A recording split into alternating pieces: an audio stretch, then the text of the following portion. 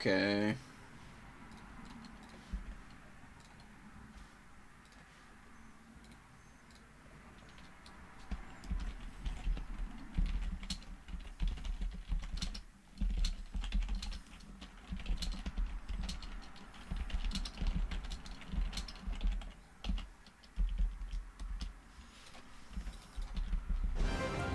Alright, I don't know what the hell happened, but I'm back. It was bizarre. I don't know what the hell's going on.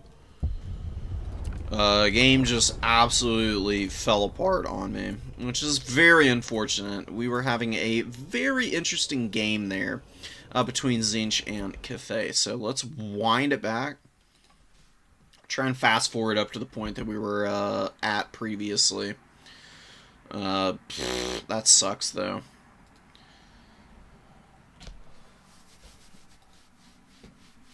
It's always really irritating when that happens. But we'll live, right? No biggie.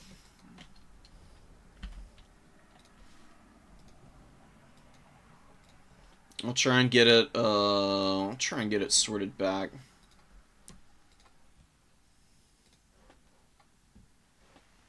Okay, cool. Just gotta check on something, so. Fast forwarding through it, we did see some really good positioning from Thomas. Really good magic play from Zinch so far. One thing, just, you know, make sure you cap your points. That way you get the maximum number of tickets available to you. Because Fly being a little bit slow on getting up on the objective and holding here is definitely making it a little bit harder to rack up a good ticket lead early, which is very needed against a very ranged, trade-focused faction like Cathay. It can make all the difference in the world. I mean, games very quickly come down to just a handful of tickets in really close matchups like this.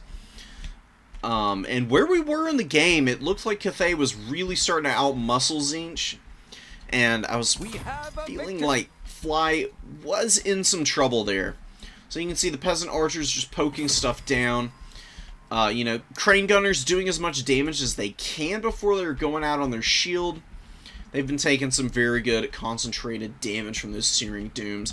The Exalted Flamer, man. Super fun, underappreciated unit for Zinch. Chipping away here, you can see. His Vortexes do some pretty nasty damage. It drops a ton of them. And each one of them has quite a bit of AP. Like, 2 AP is not insignificant on a Vortex, and you get so many Vortexes out here. It really starts to add up. Add on to that the base Vortex damage, and you're looking at a pretty juicy amount. We're about up to where we were.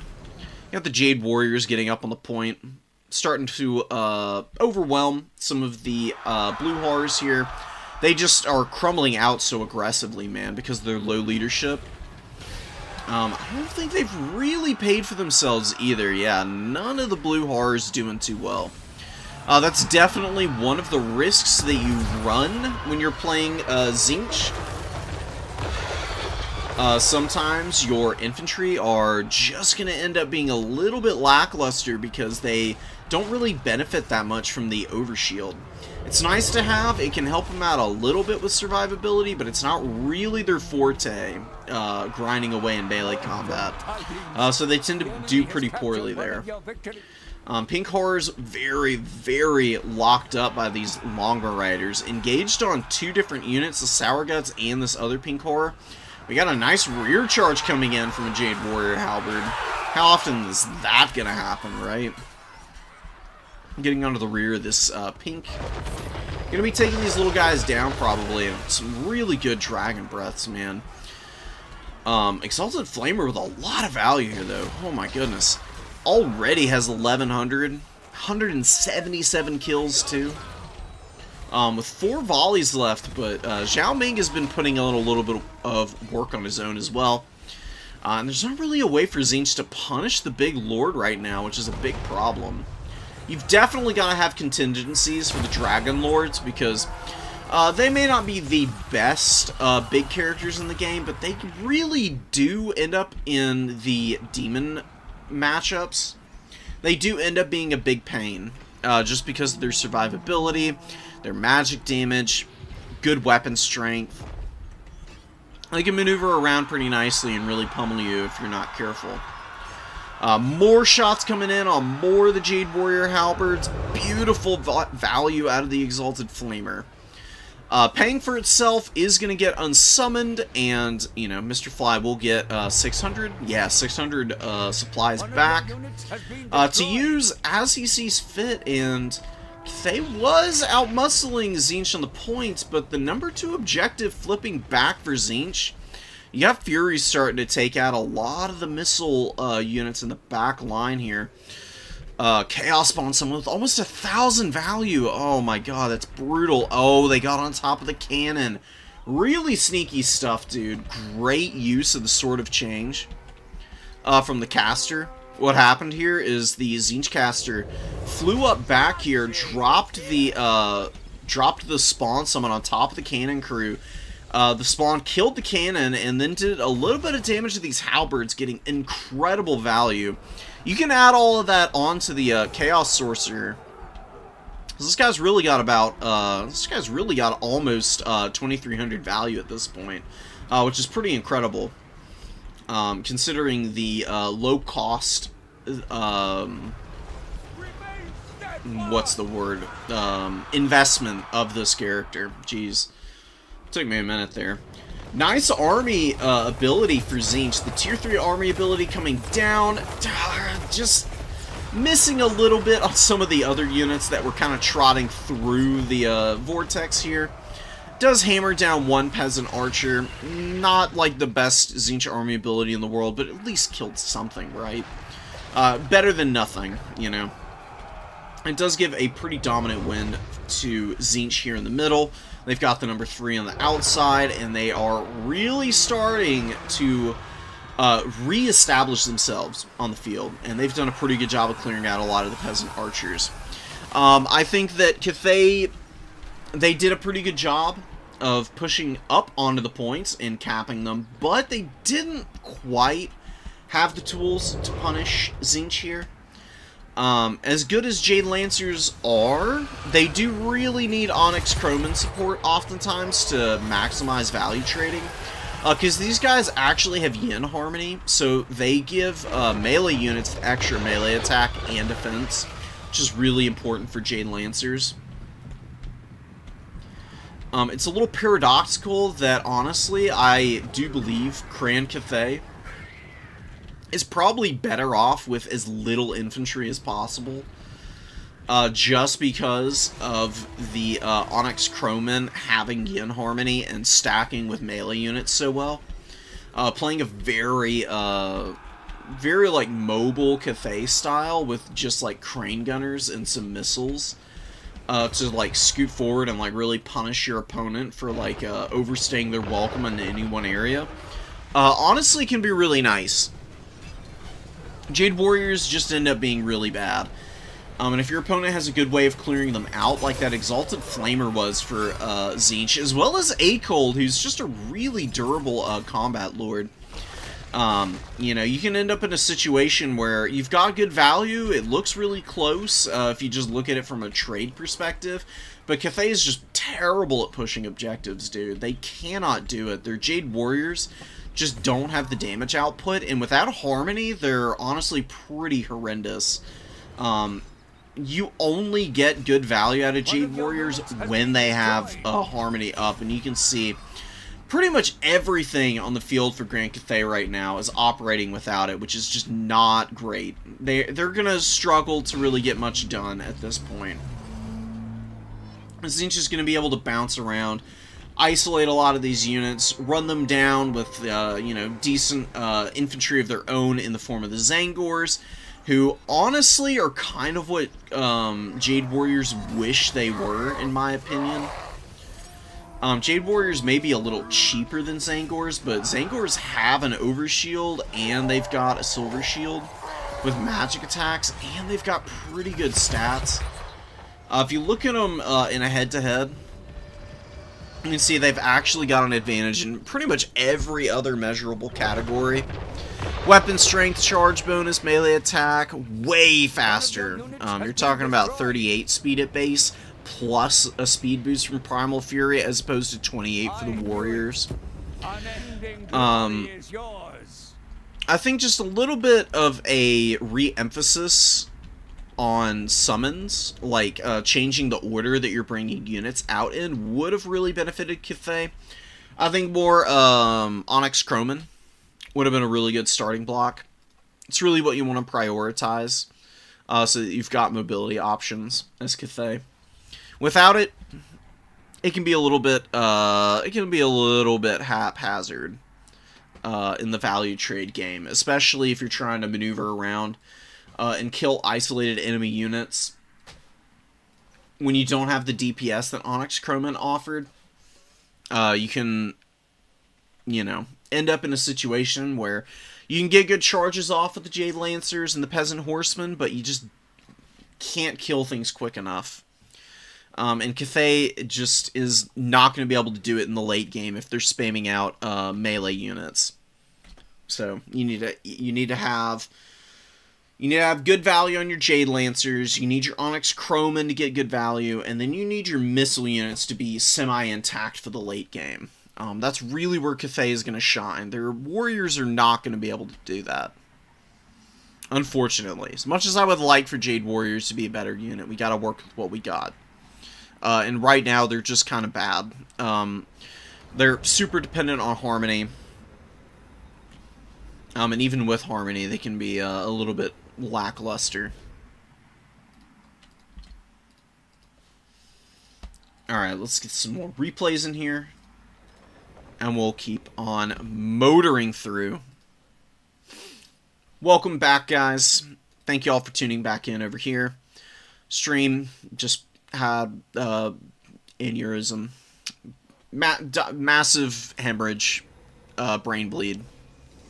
There was no saving it. I had to restart it, so we've migrated back over here, and we'll be doing all our business again, basically. It's like we never left, so here we are. Oh man, high elves. We've got the Intensity build from the other day, from God of Noobs. Tyrant going for a very different style. Mirrors, oftentimes, mirror matchups can be, kind of boring, but I really want to see how this High Elf Civil War goes. I think that we're going to be in for a pretty fun time with what we've got on either side. It's honestly a very similar build in terms of what they're trying to do. I'm just really curious if Shadow Warriors are, for a change, gonna be able to out-skirmish Shadow Walkers. You got 5 missile units here for God of Noobs, you got 4 for Tyrant. Shadow Walkers, typically, I would recommend over Shadow Warriors. But for a pure ranged trade scenario, the Shadow Warriors might be a little bit better. They got more models. They got the same range, a little less damage output, but I don't think it's going to matter that much with the amount of focus fire that you're going to be able to get out of the Shadow Warriors here. They're going to be very punishing when they actually land volleys. Lyrian Reaver is going to cap the number 1. Shadow Walkers being very patient, staying back, hiding in the woods. We get a big volley coming in here. But Tyrion definitely going to be going for cap on the number 2. I would try and get the Silver Helms a Apotheosis ASAP so that they're a little bit healthier. And this next volley doesn't start taking a bunch of models off of them. We're trading out Tempest here. We've got just a standard cast here. God of Noobs going for the Overcast onto Tyrion's Thord. Getting a lot of damage and a really nice volley as well, doing some pretty significant work. But we do have the Shadow Walkers opening up. Oh my god, and they actually get way more accurate fire in on God of Noobs' Eltharion. Really risky deep dive with the Silver Helms here. They get a good charge off on the Shadow Walkers, but here's the thing, right?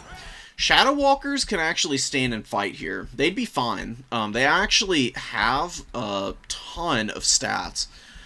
42 and 44, they can actually poke down the Silverhelms pretty effectively if they just stay in melee combat here.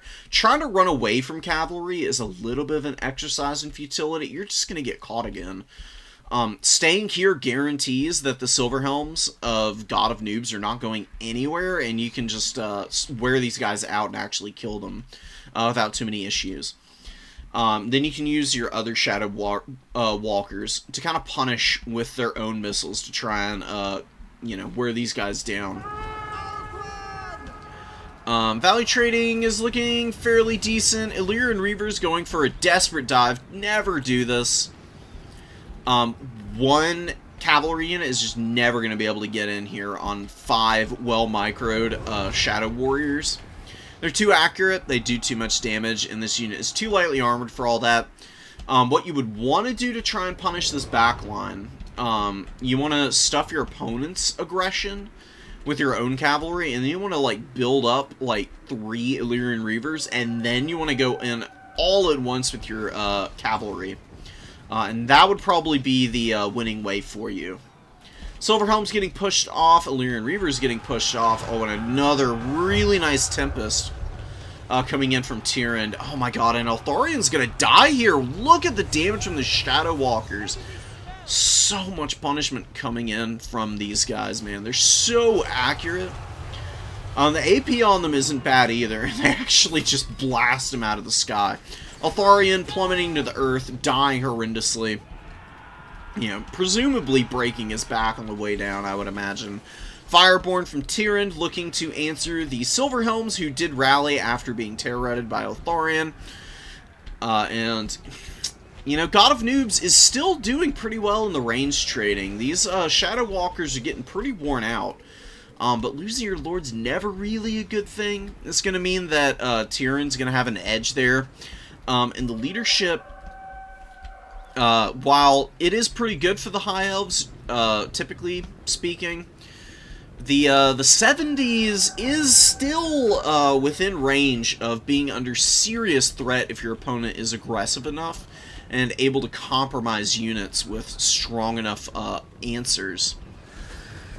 You do have the Shadow Walkers being pushed back. They do have pretty good value, though. I mean...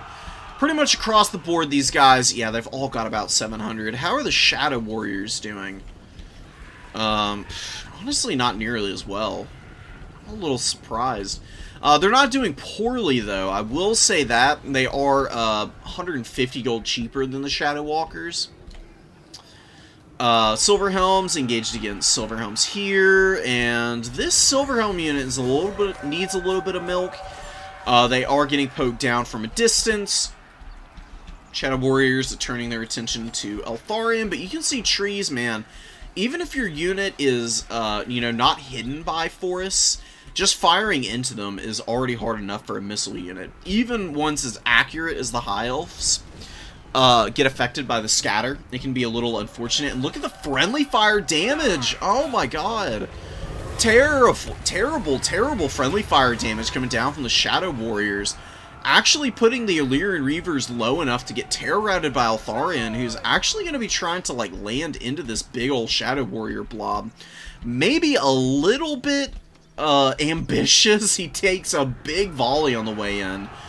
But now that he's actually landed on these guys, and there's a little bit of Illyrian Reaver pressure coming in, maybe this is where Tyrande starts to really lock in and take these guys down. You do have your Silverhelms in the trees who are unengaged now. They can definitely come screaming out here. We get a disengage from the Frostheart Phoenix, which is the right call.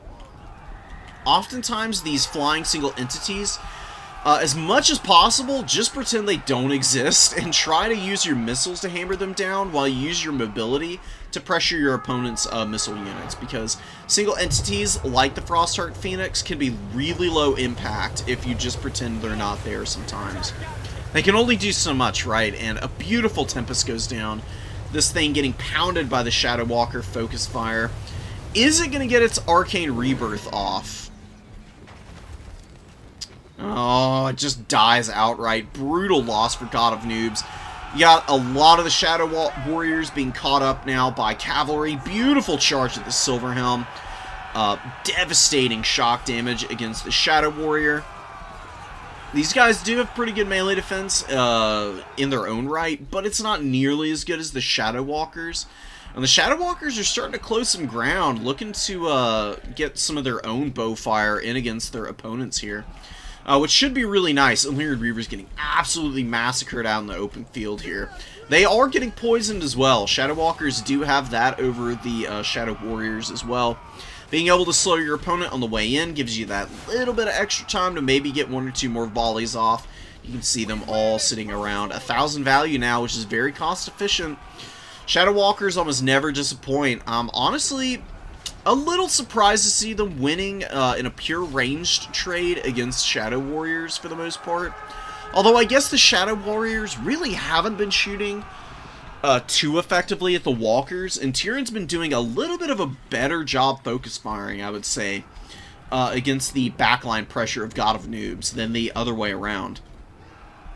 Silverhelm's here being picked apart. But they do trade out for an Illyrian Reaver. They got that good charge off on the Warriors as well earlier. And they do get an Apotheosis, so they're going to get a small heal here. Nothing too crazy. Definitely going to keep them a little bit more functional. And the Fireborn against the Fireborn here. You know, talk about a duel of fates, you know. You got the aspirants versus the veterans here, I guess you could call it. You know, red versus blue kind of moment. The elite of all elites scrapping against itself. Silverhelm's with a beautiful charge on the Rangers here, but Tyrion does have the triple cap. Even if you do find a way to take this number 3 objective anytime soon for God of Noobs, you don't really have anything to kind of hold it. You've got all these Shadow Warriors who, while they're respectable in combat after they fired all their ammo off, they will get beaten by a Shadow Warrior or a Shadow Walker in a head-to-head fight. And they also will still be very vulnerable to shock damage from cavalry, so I'd be a little scared if I were God of Noobs right now. You know, you've lost the number 1, and your pressure is being taken apart at the seams on the number 2 here. Fireborn for Tyrion, still very healthy, man, and these guys cost 1850 and they only got 1,000 value here. Big down trade, unfortunately. Not a lot you can do about it sometimes, but I think God of Noobs maybe was a little too aggressive. Tyrion was just a little bit more patient with the poke from a distance. Also did cap the objectives very aggressively. And that means that Noobs just doesn't have the time to really build up here and then recontest objectives. Really is having to like throw stuff out onto the field and immediately try and engage to get either value trades going or to start taking caps, but just isn't really able to rally it up anywhere on the field right now. I do think a lot of that is from losing Eltharion, man. I mean, you just start losing out on the leadership. You know, you can see a lot of these Shadow Warriors just breaking randomly, even though there's really not anything to threaten them here. They're just really low on HP, and they're not loving life right now. Another issue is that you don't have the heals, and you don't have your own Tempest to take down the enemy's Lord. And Tyrion's being very sparing with Eltharion. Not overextending him and letting him get punished means that for the late game, Eltharion's going to be able to land in and get that Mistwalker barrage off repeatedly on stuff like Silverhelm's and Illyrian Reaver Cav, where it will just do devastating work. I mean, it is an incredible ability, and he is very viable now as a result of it being buffed up, and you can see it comes down. Massive work against the model surrounding him. 1900 value on your Eltharion in a matchup where he could be very vulnerable to sniping attempts is really nice. And the Shadow Walkers proving to be more than a match for their less elite counterparts here. Not to say that the Warriors are bad, they just didn't quite do as well, I would say. The Walkers could also double up on duty a little bit better. if they really wanted to, they could just run into combat now and just massacre the remains of the Shadow Warriors here. They are going to get charged by the Illyrian Reavers here, but they do have a charge bonus of their own. It's not substantial, but with their decent stats, you can see how quickly they put some damage into the Illyrian Reavers here. Pretty brutal loss, actually, for God of Noobs in terms of trying to dive your opponent's backline. You expect it to go a lot better when you get the charge off, but Shadow Walker's deceptively hard to kill in melee, man. One of the reasons why I enjoy them so much. Great unit. And I really loved Tyrion's commitment to them. Bringing 4 is not something I would personally be going for. But, you know, going for different builds like this, where you go very heavily into, you know, hyper-specific units and roles and design, like, strategies for your army to try and execute on the battlefield, can pay off huge for you, depending on what your opponent has brought. And Tyrion played the same style of build, just a little bit more cleanly than God of Noobs. Very closely scrapped. The backline pressure, you know, was it was well attempted, I will say, from God here. It just petered out a little bit too hard, I would say. The Frostheart Phoenix, I don't really know what it's gonna do here, truth be told. Frostheart Phoenixes are like assassin characters, basically. So if you're going for a Lord Snipe, it's not a bad idea. I would say, though, that for the style of build that God of Noobs wants, in my opinion, you're probably better off just bringing more mobility, like more Silver Helms, more Illyrian Reavers, instead of the Phoenix. It's not a bad unit, but I think you just need a little bit more mobility here. Because Silver Helms, they can pay for themselves. You see, they didn't do bad here.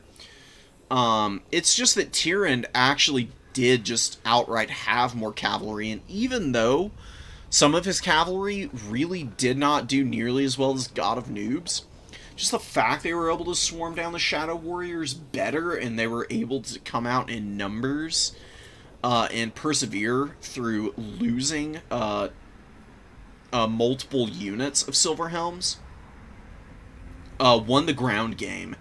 And the Frostheart Phoenix was just another flyer that just doesn't have cap weight. It came out 2 times, mind you. It's 1,500, so that's 3,000 gold of no cap weight coming out onto the field for the High Elves there. They're already pretty elite. They already can struggle with throwing out cheap, durable cap weight. Having to throw out 2 Frostheart Phoenixes for minimal effect is definitely not going to be helping you out at all, honestly. So maybe just a slight rethink as to the priorities for that build from God of Noobs, and I think it'd be perfectly fine. Sweet. Welcome back, guys. Thank y'all for refinding me. And yeah, the Shadow Walkers are super underutilized, man. I love them to death. I was surprised. They were a joke unit in Warhammer 2, and for a long time in Warhammer 3, honestly. They just had a really bad reputation. And, you know, they fill a certain archetype as a unit, right? One where you look at it on paper and you think, wow, this looks amazing, but then in practice, you find that they can be a little limited, and they can be a little too pricey for how squishy they are. Oftentimes, people are going to avoid 1,000 gold foot skirmishers for that reason, because they are like, oh, well, they'll just get shut down by cavalry. If you actually use Shadow Walkers and you play around with them, though, very quickly you realize just how punishing they can be if you bring them and micro them well. They are a fun-ass unit as a result, and one of the reasons why I love playing High Elves, man. High Elves are a challenge. They're not weak, per se. They just definitely require a little bit more finesse than the other factions right now. If you can, like, figure them out and kind of specialize in them, they can be quite devastating. They can definitely give your opponent a lot of problems. I'm downloading more replays, and we'll kick off another match in just a moment here.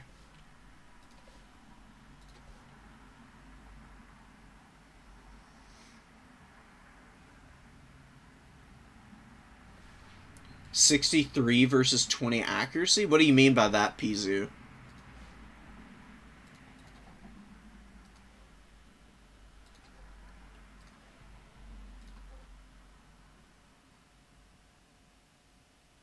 Just tried newer, different things versus dwarves. Still hate dwarves. So real. Dowie are just frustrating, man. They're a knowledge check.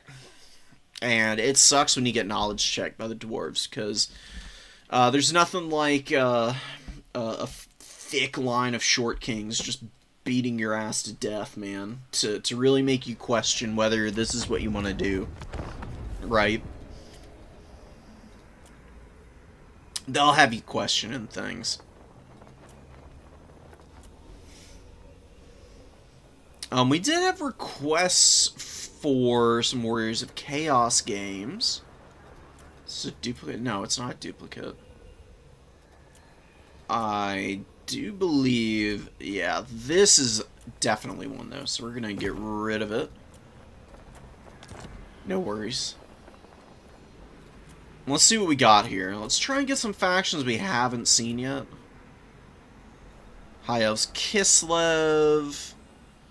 Dark Elves versus Nurgle. Let's see this, man. Pont loves bringing off-meta armies.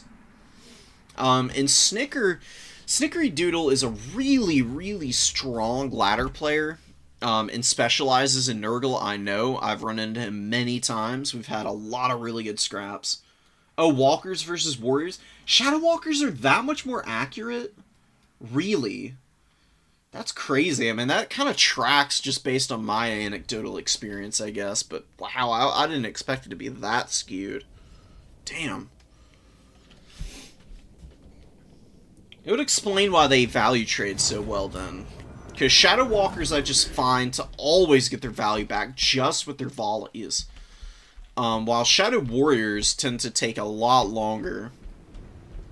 Thank you for giving us the heads up there. It's really useful information to have for the future. Chaos Sorcerer Lord coming out for Nurgle. We've got Kha'Zix as well. Just going to be a little bit of a bully beatdown squad. Very solid against the Dark Elves, who can go very heavy into the heroes oftentimes. Or they bring like a really expensive lord like Malekith. I don't really think that Malekith would be great against Nurgle, though. As good as Mali is, I do find him to be a little bit limited just because of how expensive he is. And he can fall off once he runs out of Soul Stealer, and his sniping potential is a little bit less oppressive. Once he's having to like constantly cycle charge in and out of combat, he starts to fall off a little bit. Because, you know, all it takes is some effective chip damage to really start to wear him out. Crone Hellebron is an interesting choice in Nurgle, though. It's not on my bingo card as the Lord option of choice. I would have said High Beastmaster on the Scourge Runner with a really cheap Fire Sorceress, but again, like I said, Pont brings these off-meta builds all the time and really does a good job of making them work, which is awesome. It's super fun to watch. People bring builds like this, something I try to do just to challenge myself on a regular basis.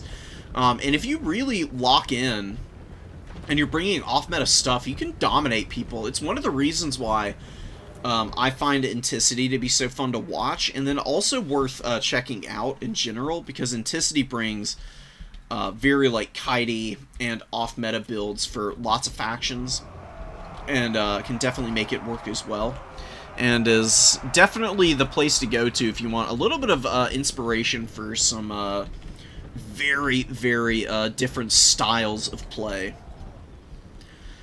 Danger close fire from the Scourge Runners, just running around, like, basically in the front line, shooting down the Marauders here. Front line is going to be engaging here. It's going to be very favored for Nurgle. Nurgle's infantry, way more numerous and cost-effective, typically speaking. And the Pestigors getting after the Blackheart Corsair Handbows, probably going to be able to catch them. Corsair Handbows usually are the faster infantry on the field, but not this day. You got 42 foot speed for the Pesties and poison here. They close the ground, and the Corsair Handbows are going to have a real hard time getting out of this fight. We do have a really good engage, though, for the Dark Elves over here. Chaos Sorcerer Lord a little split up from Kha'Zix right now. Kha'Zix is over here beating the crap out of these Handbows, but does leave the Sorcerer Lord a little vulnerable. Burning Head coming down from the Dark Elves and actually brutalizing their own front line about as badly as you could expect, man. This is the risk of Burning Head. It's a great spell, but yeah, you get a bad rotation on that, and bye-bye front line, dude. You just lost a Sister of Slaughter here. It's 1,000 gold infantry unit. Typically you bring them so that their stats hold up in melee combat, but them going down here, it's really bad. Really, really bad. The Dark Elves are losing momentum pretty quickly here. They just got caught in melee. They're not able to maneuver around effectively enough. There's just so many Pestigors on the field. And they're being face-checked right now really hard by Nurgle. Kha'Zix taking on some Dark Riders who came up, but Forsaking getting onto their flank. Chaos Sorcerer Lord, now that he is away from Crone Hellebron, does get, you know, some of that healing going. Kind of Everlasting Conquest is a very, very nice item. Pretty much impossible to kill this guy unless he heal caps, which can be very frustrating if you're trying to get rid of all of Nurgle's numerous infantry. Oftentimes Nurgle can go for this just mass infantry type of build and just overwhelm you.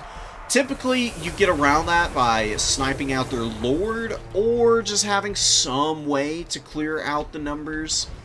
The Dark Elves just don't have that right now. The Burning Head that we saw earlier was, honestly, if you got value for the damage that you do to friendlies, this Sorceress would probably have close to 1,000 because of the amount of damage she did to the Sisters of Slaughter. Instead, she's sitting right here with about 500, and Nurgle is just running roughshod over the remains of the front line, man.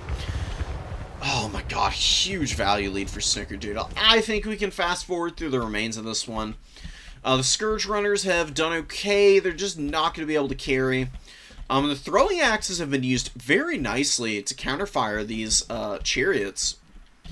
Honestly, them keeping pace and throwing away with their AP axes, it's actually netted them quite a good value trade here. Even though they are just as worn out as some of the chariots are at this point.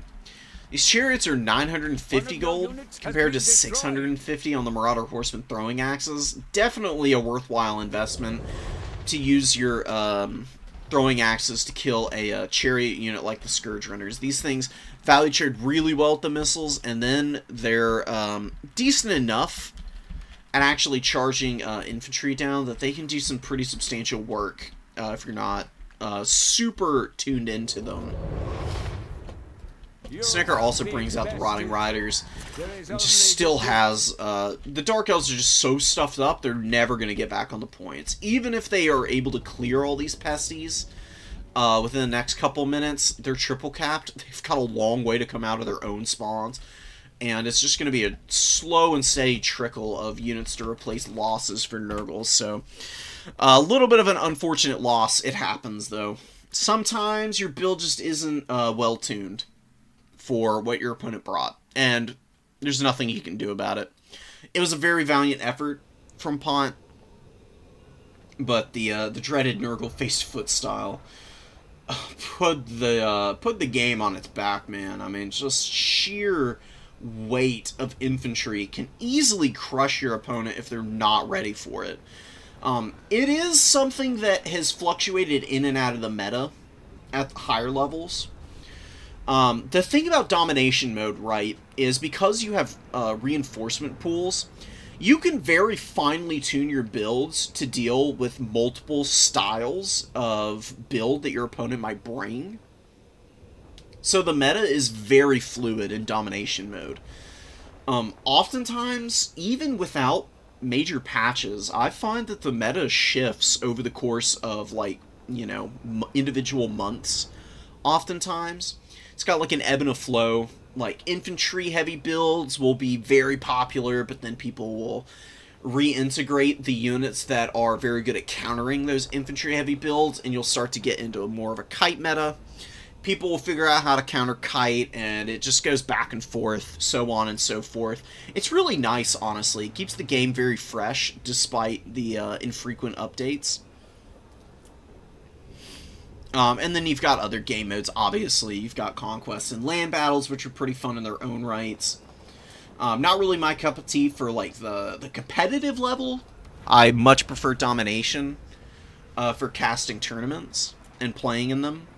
But I have been enjoying conquest on a more casual level lately. So it's always worth moving between all of the game modes, honestly, because you do tend to learn some different skills and, like, usage cases for units that might not be good in Dom, end up being really good in Conquest and vice versa, but the gap between the game modes has narrowed a lot over the course of the lifespan, and they're honestly pretty equivalent in terms of what you're trying to do.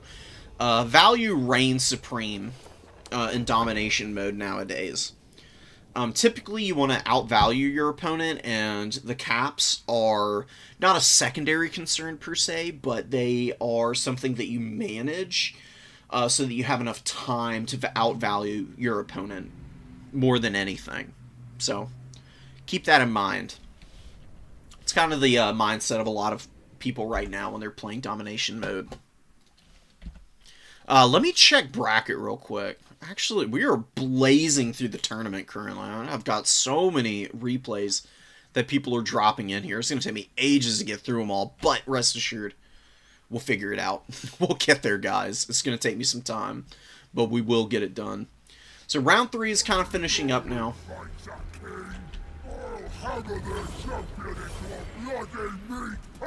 Oh, Throg. Throg got character assassinated, man. I'm not, like, huge into the lore, but I know enough that I'm very aware that Throg is very poorly represented in Total Warhammer. He's supposed to be, like, hyper-intelligent. He's supposed to basically be, like, a Shakespearean poet trapped in a troll's body, you know, with all of the attendant powers that come with being a troll, obviously. So he's supposed to be, like, fairly unique in terms of the lore. In Warhammer 3, he's just like a bumbling dumbass, basically. I mean, I don't want to be too mean about him, but I feel like CA didn't really do him any justice. It would have been really cool if he were, like, properly, like, well-spoken. You know? We have a victory. It'd just be cool to have a very, like, eloquent troll character running around the battlefield, like, beating people to death and spouting off some verse, you know? Let's get some Mercutio vibes going for Throg. Oh, God, that would be a hilarious mod. Somebody to, like, fully voice act out lines from Mercutio from Romeo and Juliet. I think that Throg actually fits that vibe very well. Like, eloquent, but just bloodthirsty as hell and willing to throw down with anybody on a moment's notice, man.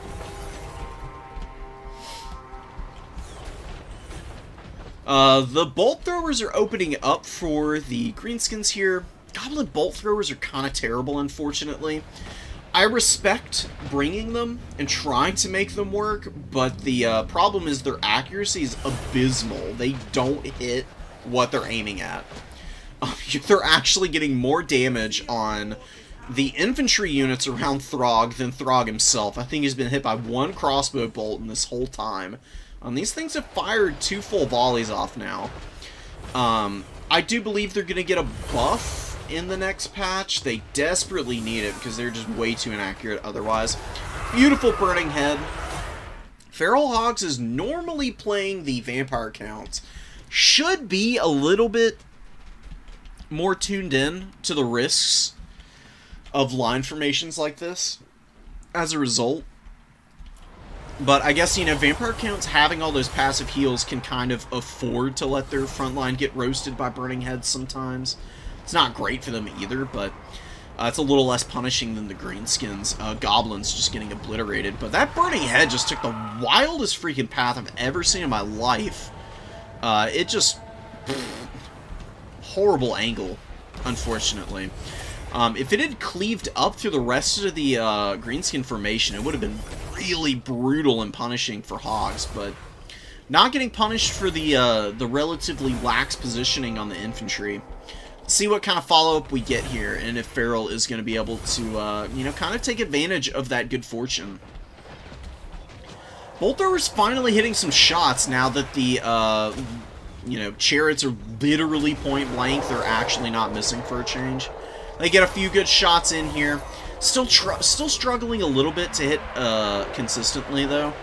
And the Chariot's getting some good damage on these infantry, but a really nice Fermented Fungi coming down. These Chariots do cost 900 gold. They've got good armor, so they might be able to survive here just off the back of that. But the Broken Tusk Mob getting in here, looking to get a charge off, and another Burning Head coming in. This one much better. Brutal damage on the Orc Boys. Oh my god, the angle. Is it going to hit the Goblins? It is. It is going to wreck this Goblin unit if it keeps going the way it is. Ouch.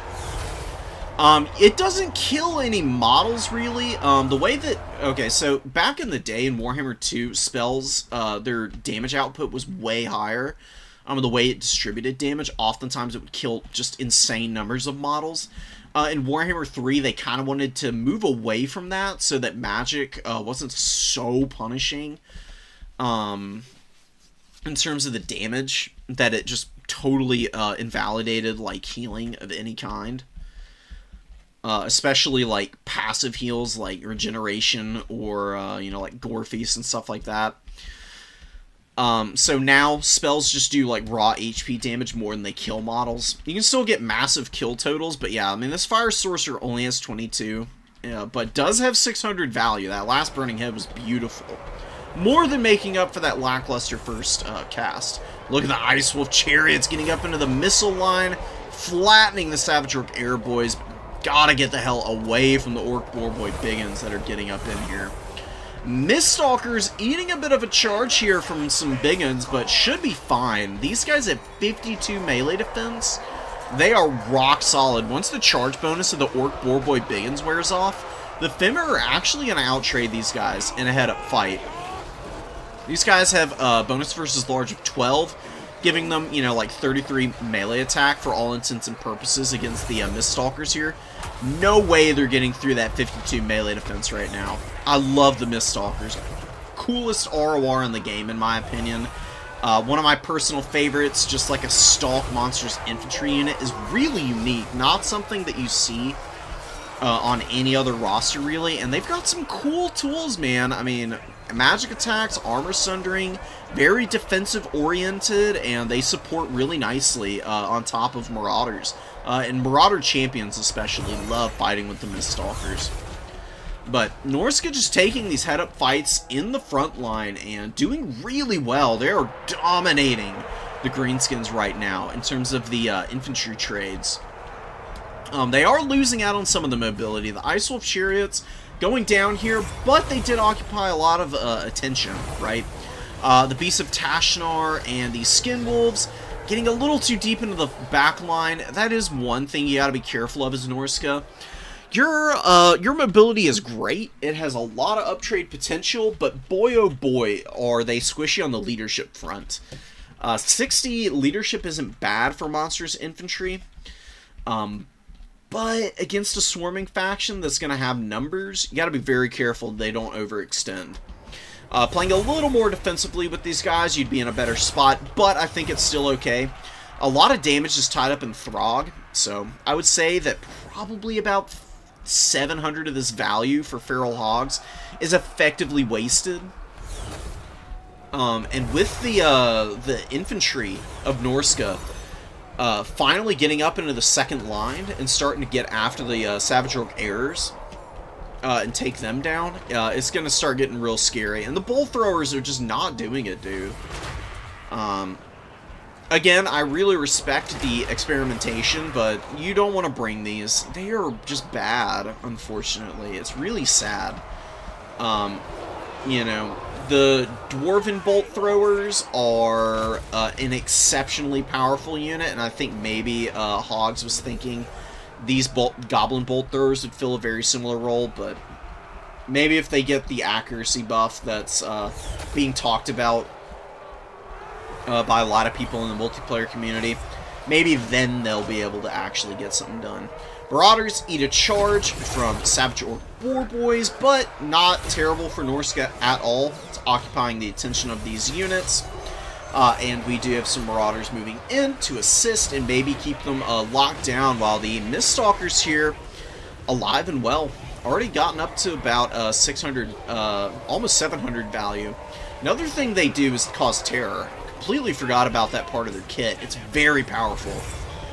Typically, Famir just cause fear. The addition of terror on these guys makes them a beast of a unit against low leadership factions, especially factions like Greenskins. Marauder, great weapons moving over. Lots of very angry, scantily clad Norsemen running around here, just pummeling the poor goblins and orcs, who are desperately trying to stem the tide here. Usually it's the Greenskins that have the advantage of numbers and aggression in the front line, but Norska can really equal them, and Rage is a very powerful mechanic. I mean, you not only get physical resist and melee attack, but the leadership on your units is actually kind of huge, because normally Marauders start to really drop off once they get tired and they get a little beat up because of the damage that they've sustained. But because you get extra leadership, these guys actually turn into a really kind of disgusting roadblock oftentimes for Norska. And they can be a real pain. If you're not going to get... the only Marauder variant that I would say is better than the Norskin Marauders is the Khorne Marauders, who I would say also can do some pretty effective value trade damage.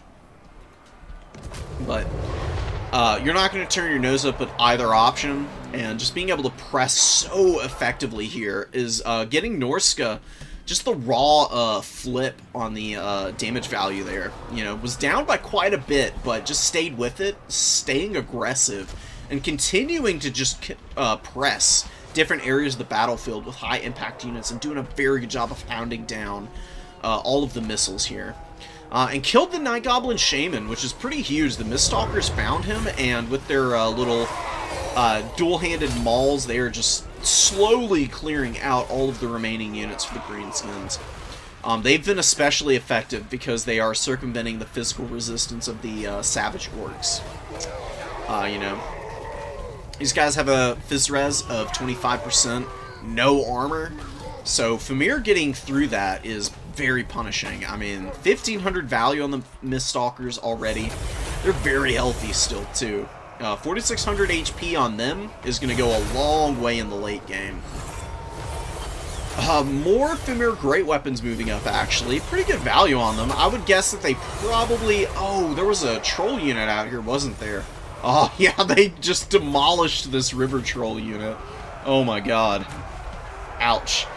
Famir are just awesome, dude. Their cost buff in the most recent patch was nice, and they got more missile resistance. I think from the Mist is what got buffed. So they've gotten up to 50% missile resistance when they have, you know, above 50% leadership. Which is really crazy, honestly. They're really underrated right now, in my opinion.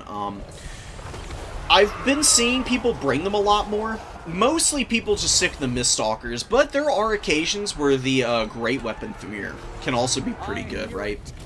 Unending glory is yours. Just having a good Great Weapon unit that can be a little bit more resilient than Skinwolves to sustain missile fire can be good. You know? And especially having access to magic attacks. There are occasions where you do really want that. And this was one of them. There were a lot of Savage Orc Boar Boys out on the field where those great weapons, if they ran into them, could have done some really good work. But they did enough killing the River Trolls, fighting here in the late game. And just, you know, Legatus really closing that one out very solidly. Love to see it, man.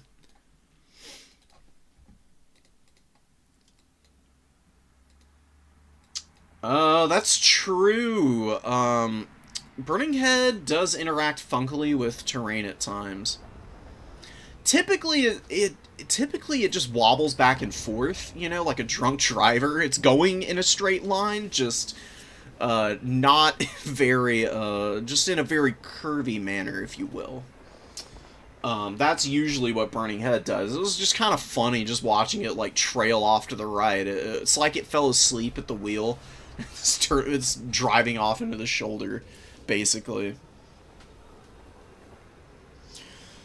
Luckily, though, for Legatus, we didn't see a repeat, like, for what happened with Pont, where it roasted an entire front line, a section of the front line. So no friendly fire damage. Definitely gave Norska a little bit of a better time than the Dark Elves a couple of matches ago. We did watch this one already. What do we have here? Oh, let's watch Blue. Blue was playing in the intermediate tournament the other night. It was a really cool sport about it. Played in the first tournament against a couple of really tough opponents. And did pretty well. I was very impressed. So it was also on really short notice. So I'd love to be able to get him hyped up. He should be doing pretty well here, I would guess. Empire can be really tricky, though. Eat the Rich is bringing the Sunmaker in, which is a really good call. Again, we've seen the infantry-heavy build for Nurgle earlier just absolutely brutalize the Dark Elves. And obviously planning to do that to the Empire, which isn't a bad idea. Empire is pretty reliant on their missile units and their mobility to get wins on the battlefield. So swarming with infantry and pushing them back and holding a triple cap and trying to win that way can oftentimes work if the Empire is not well geared for clearing out either chaff or just like mass warriors. But Eat the Rich does have Burning Head for chaff and the Sunmaker, which will be amazing against any warriors in Forsaken. The second this blob of infantry comes into range of the Sunmaker, that's what I would be opening up on. Shooting Nurglings, I would advise against. Not cost-effective enough. The Sunmaker does amazing damage, but it can be a little inaccurate firing against single targets. Yeah, hitting units that are a little closer together is always better because of the way the missiles spread out. You just get so many rockets, you're guaranteed to get collateral damage. So you should always fire for the densest concentration of enemy units, in my opinion.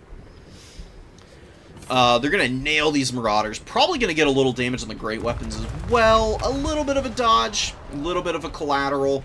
Sunmaker is going to... It's going to be hard for it to get all its value, man. It's just so expensive. I always recommend keeping an engineer in reserve with restock if you bring the Sunmaker, because it can absolutely hard carry games for you by clearing out all of the enemy infantry. And it's an investment. It costs $1,700. You know, you got to be really prepared to utilize it extensively. Fury's flying overhead. Looks like Blue. Oh yeah, really good charge on the Hawklands. It is going to get countercharged here by the Knights of the Blazing Sun, but these Nurgle Furies should be able to hold in for a little while. They will have Cloud of Flies up in a moment. The Knights of the Blazing Sun do have good damage, but they don't have magic damage. So the Fizz Res is really nice. The Cloud of Flies will just add a little bit of extra durability. They'll be able to get some reasonable time on target here. just running around and being annoying. And the Sunmaker just gets charged for free, which is just absolutely something you cannot let happen under any circumstances. You have to protect your artillery when it costs as much as the Sunmaker does. But we do get the Flagellants moving in, and they are able to push the Furies back up into the sky, but it has given time for Nurgle to make really good contact at the front line, and the Sunmaker's starting to friendly fire a bunch. That's another risk with the Sunmaker, right? Its damage is amazing, but because of the way it functions, once your opponent engages you in melee contact in the front line, it's kind of hard to fire in there without blowing your own stuff up. And the Empire is a faction where the State Troopers can be replaced, but the problem with State Troopers is that they have absolutely no ability to, like, really counter-push your opponent. They just don't do enough damage in melee combat. Beautiful Burning Head, though. Lots of damage on the Pestigores in this Marauder unit. You know, helping the Empire out a little bit. They've got a small value lead right now. But the Sunmaker getting re-engaged by the Furies. Blue doing a very good job with these guys. Just a couple Furies, man, can have such an outsized impact in the battle, and losing the Sunmaker right now is just absolutely devastating for the Empire.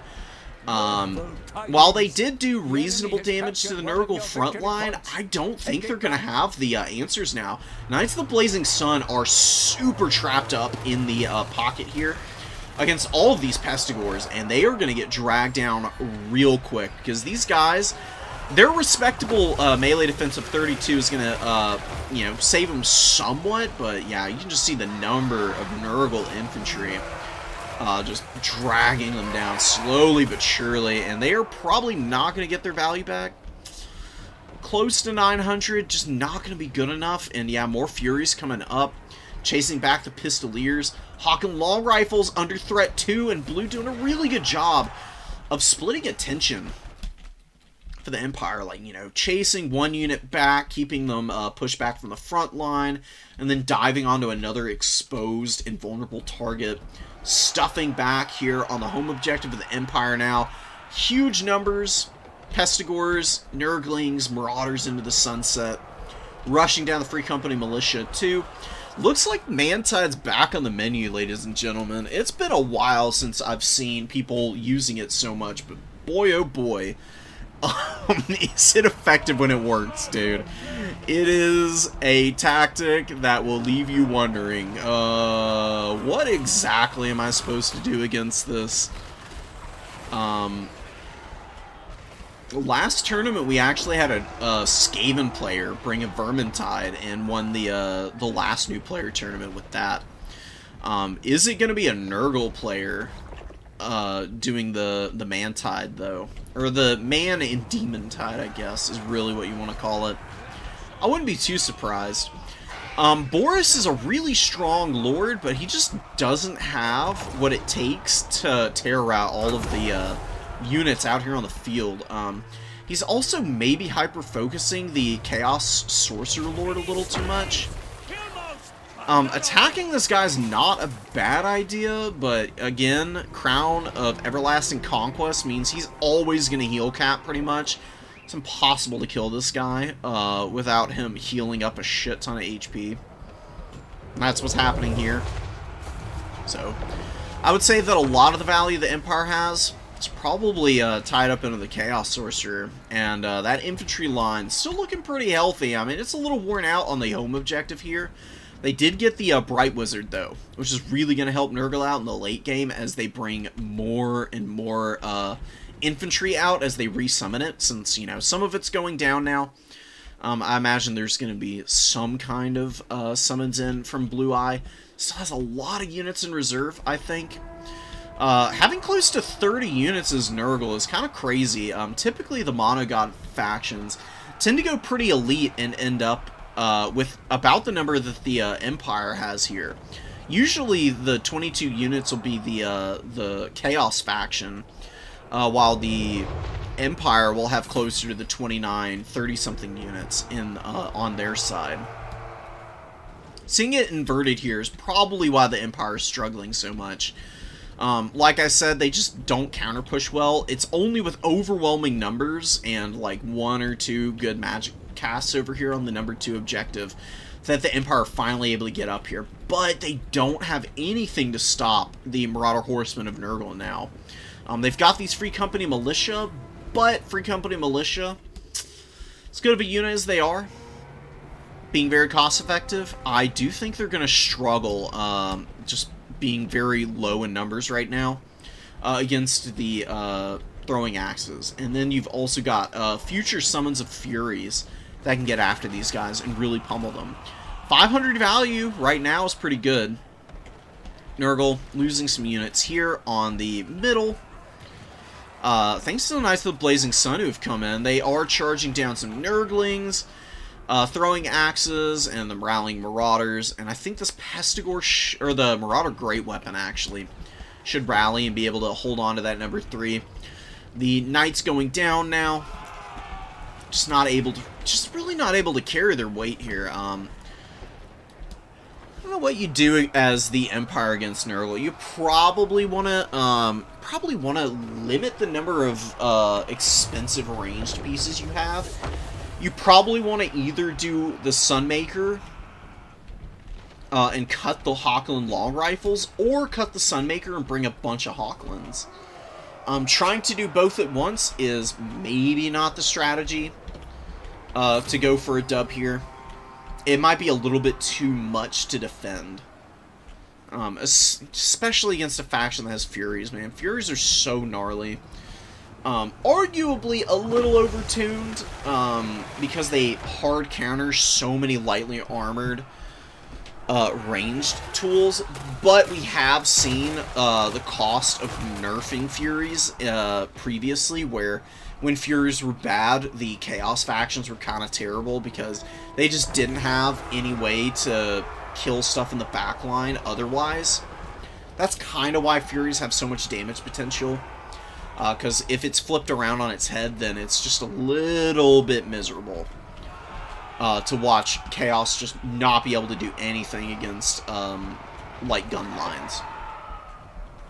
Free Company Militia get hit by Burning Head here. You know, a little bit of friendly fire. The Bright Wizard betraying them somewhat. Little unfortunate, but, you know, you deal with the hand you're dealt. Nurgle does hang on to the number 1. They're barely hanging on to the number 3, throwing some of the Marauder Horsemen into melee combat here. Losing those guys, pretty unfortunate right now. Anything to hang on to that cap for just a few more seconds. Empire is throwing out a lot of bodies now, and they do have a route going down on these throwing axes here. Boris is very low. And Nurgle does have the numbers on the number 1 to counter push from here. They'll clear out these swordsmen and whatnot, and they could push on to the number 3 eventually. They don't really need to, though. It is actually triple cap territory. So Nurgle can bunker up on their number 1 objective if they really want to. Typically, I wouldn't advise it with this much time, quote-unquote, for the Empire. The Empire is still pretty limited on numbers, though. And Nurgle, being a faction with just massive HP pools, and the ability to summon out like lots of Nurglings and other high cap weight units, probably would be fine if they bunkered up back here now. I just prefer to be aggressive, but we'll see what Blue Eye's going for. Very like dominant position for Nurgle to be in, despite the flip on the caps somewhat. If Blue Eye just juggles this the right way, we'll be able to take this one home. Knights of the Blazing Sun blobbing a lot of Nurgle units up right now. This is a big blob. Just pull as many of these infantry out of this fight as possible right now. That I know you want the cap weight here, but you're leaving yourself very exposed for a potential punish with some kind of spell or artillery piece. Thank goodness the Sunmaker is not out on the field right now, honestly. Because if Eat the Rich got the Sunmaker out right now, was able to hit this blob of infantry with one good volley, it could totally change the momentum of this game. Pestigor's moving up on the number 3. Empire looking real stretched out right now. They got that number 3 objective, but they just can't get anything going on the number 1. And having to thin the numbers out here on the 3 means they're probably going to be losing out here in a moment. Oh my god, beautiful Burning Head. Oh, but the rotation sucks. It does get the Pestigors at the end, as well as these Marauders doing some really good damage. Not going to be enough, though. Sorcerer Lord for Nurgle looking fairly healthy still. Boris Todbringer with 2,200 value. He's done pretty well for himself. I don't think he's going to be able to get the terror routes here that are needed, and Nurgle is really starting to take over the number 3 again. That is going to be game, set, and match. Gotta protect the Sunmaker, man. Sunmaker needed to put in a lot of work to thin out the numbers for Nurgle, and didn't get the time to do it, unfortunately. And that would probably be the single biggest reason that Nurgle was able to take this game. If you keep the Sunmaker alive, I think the Empire can win. Losing it is just is so painful. Artillery is already a big investment. It is, you know, negative inertia, as I like to describe it. Meaning that, yeah, you've got this unit that can get you, like, 3,000 value if it's, like, perfectly utilized, and that's amazing. It can absolutely carry a game for you, but it costs 1,700 for the early game. You have to protect it. You have no option but to keep units back there so that you don't lose it to some kind of sneaky ambush, or like what happened here with Blue just flying Furies into the back line, landing and killing the crew. And if you're keeping like 2,400 value back from the front lines, and you don't kill enough of your enemy's units that are really trying to press home against you, it leaves stuff like the Hawk and Long Rifles way too exposed. They are just not going to be able to hold against that kind of aggression. They're a very squishy unit as it is. The Empire, they just weren't able to get their heavy cavalry out in big enough numbers to really keep the tide back. Free Company Militia I wouldn't start with either in the opening.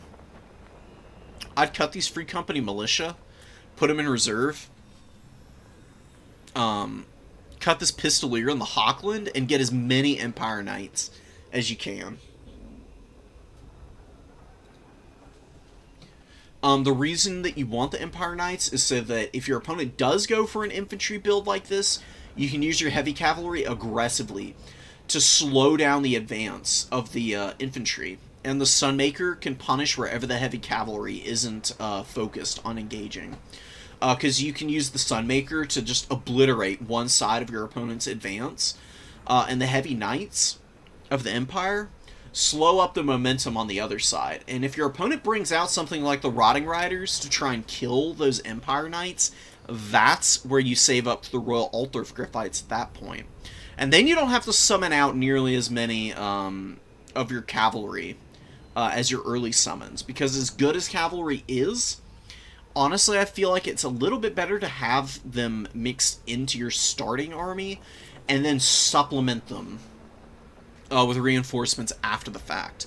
And then you can bring the Free Company in from Vanguard, where they're quick, they can get up on points, their pistols are really nice because they fire while moving, they can press points, pull back as needed, and just be a real nuisance. And they got good value, man. Like, obviously Eat the Rich has good micro on these guys. Just, you know, having a little bit more concentrated mobility support would be a big benefit, and of course the Sunmaker. I don't want to, you know, I'm not trying to be harsh, I'm just trying to give Eat the Rich the advice maybe to like kind of rethink the strategy behind this build, because it's actually got all the tools it needs. I think it's just a little bit of the summon priority is a little out of whack. It doesn't really help what is initially being brought out. And you can keep the Hawklands. You can actually bring them in reserve instead. Just for a late game piece. Or if your opponent goes for like a really big single entity where the Hawklands can actually get some really good value, then you can bring them out of reserve and find them a nice position where they can sit and fire without getting overwhelmed by numbers. Because you've theoretically cleared the numbers out by the mid game where you want to summon the Hawklands in to really close things out.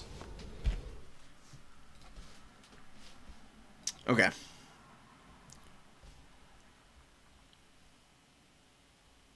Wow, we are all the way through bracket already. It feels like it's gone by in a freaking blink of an eye. It's crazy. So what have we got going on? Let me check top 4. Should be incoming in a moment. Presuming total tavern holds up here. Sometimes it doesn't. What's up, Fly? We cast a couple of your games earlier. You did a really good job scrapping against Cathay. Not the easiest matchup in the world. Your Exalted Flamer play was definitely really, really well done. And got you just a ton of momentum on the middle objectives on Lustrian Narrows. Clearing out all those Jade Warriors was pretty huge. Let me download all these replays, make sure I get them all in. We'll parse them down later.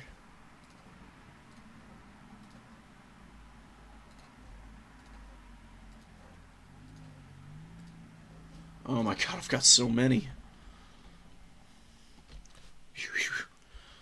Alright. Let's lock in for semis and get it going.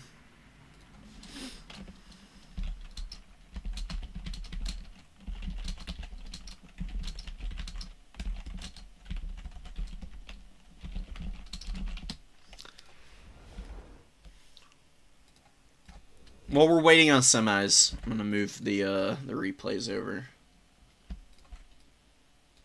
Boop.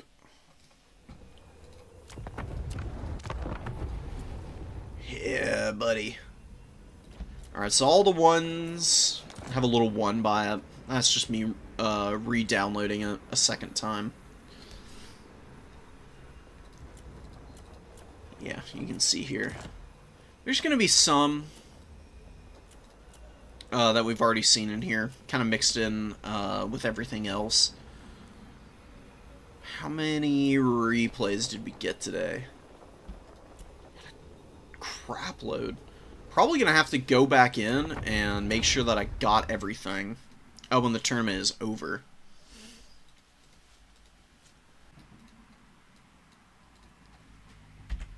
Okay. JP is making sure scores are right. I got a lot of people with 4 wins. Wow, Legatus got into the top 4. Very nice. We've got WMW, Legatus, Lazuka, and Snickery Doodle, who are going to be our finalists, it looks like. So we've got Nurgle. We've got Lazuka plays Dowie mostly, so I presume some Dowie action going on. Leggett is playing Norska, and what is WM playing? WM has been mixing it up a lot. I haven't actually seen them anywhere in here. Here we go. Oh, Slanesh. Oof. Okay, so going all out to try and get the tourney win then. Slanesh is just a really strong faction, period. There's a reason they are getting banned a bunch.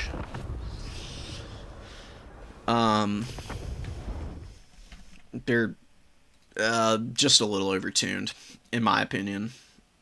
They're fun, though. They're really fun to watch, at the very least.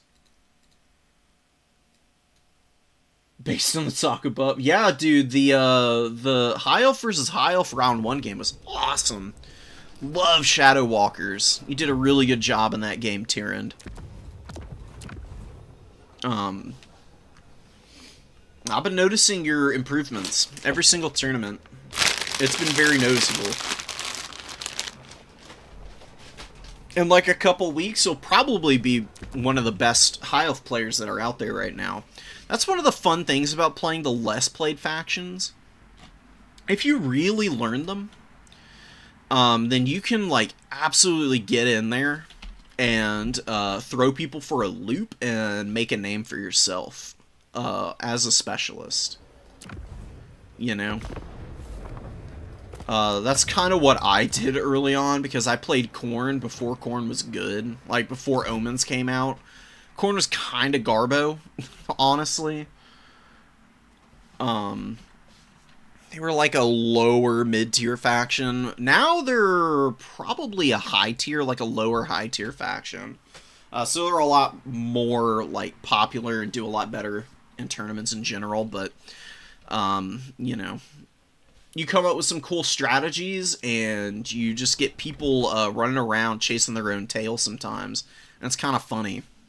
They might come in, you know, seeing what they perceive as a weak faction in, like, the High Elves now and Khorne previously, and, you know, maybe fall asleep a little bit at the wheel, and then get a rude awakening as you come in and show them what's what. You can scrap with any of the factions. Just because one is, you know, like a lower tier doesn't mean that they don't have good matchups.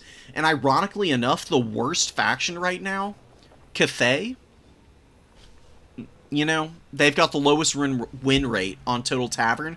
They actually really pummel Slaanesh because of their magic. Slaanesh really struggles against Cathay, actually.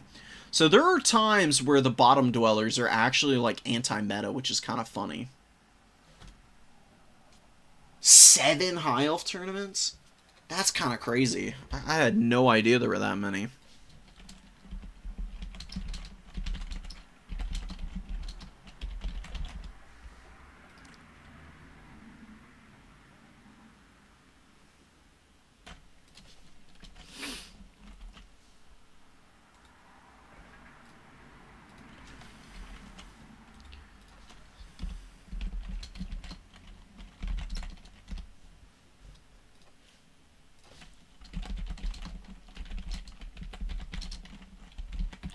First come, first serve of the 2 semis matchups, by the way. Whoever gets in here first. I've sent codes to a couple of the players.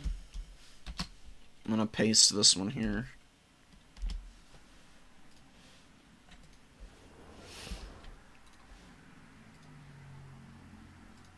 Who have we got in here, man?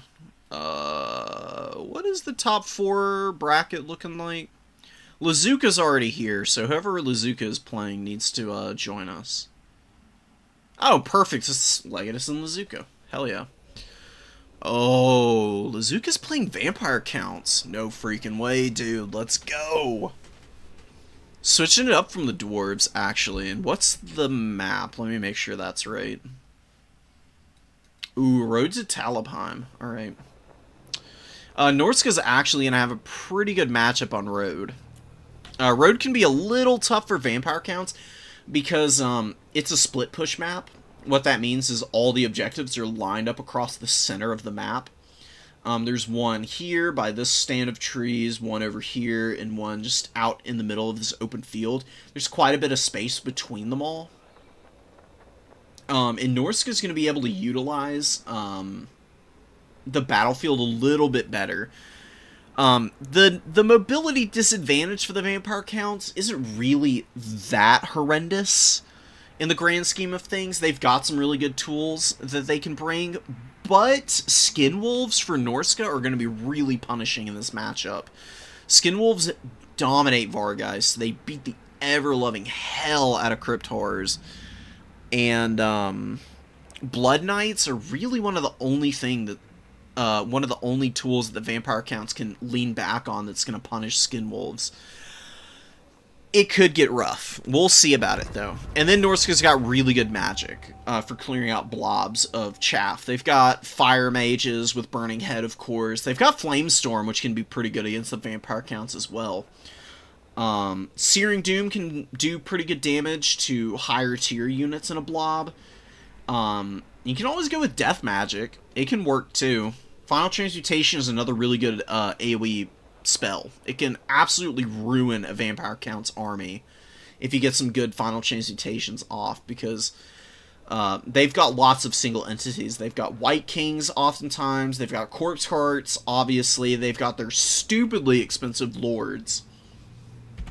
I'm really curious to see what Legatus is bringing in, man.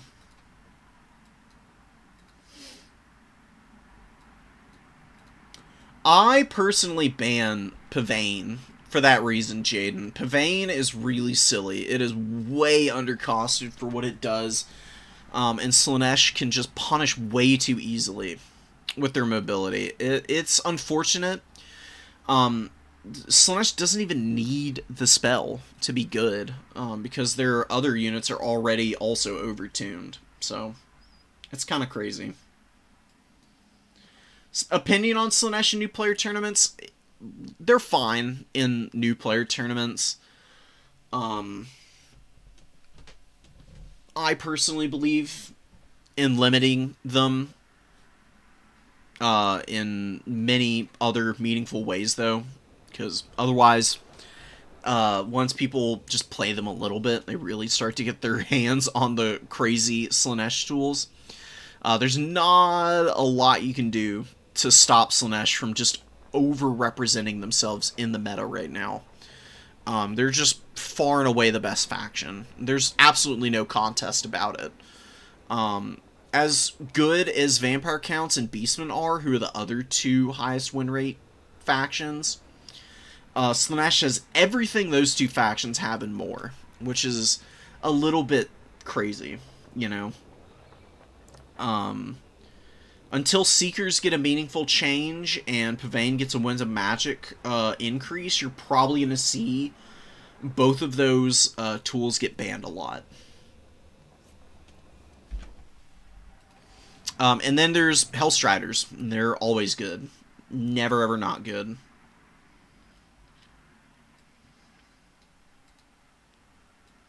Oh, what is... Oh, yeah, the Night Goblin boss and Skarsnik have the Fermented Fungi, which can punish really hard if you make any kind of mistakes. You don't see Skarsnik often. He's a lot more limited. He's a little bit more expensive than the big boss. Usually you see the Night Goblin on the Squigus trying to kill everything and rampage stuff. Slaanesh OP ban Bretonnia. Absolutely. Bretonnia has no right to exist, honestly. People enjoying a heavy cavalry faction in my Warhammer game? Absolutely not. Get them out of here.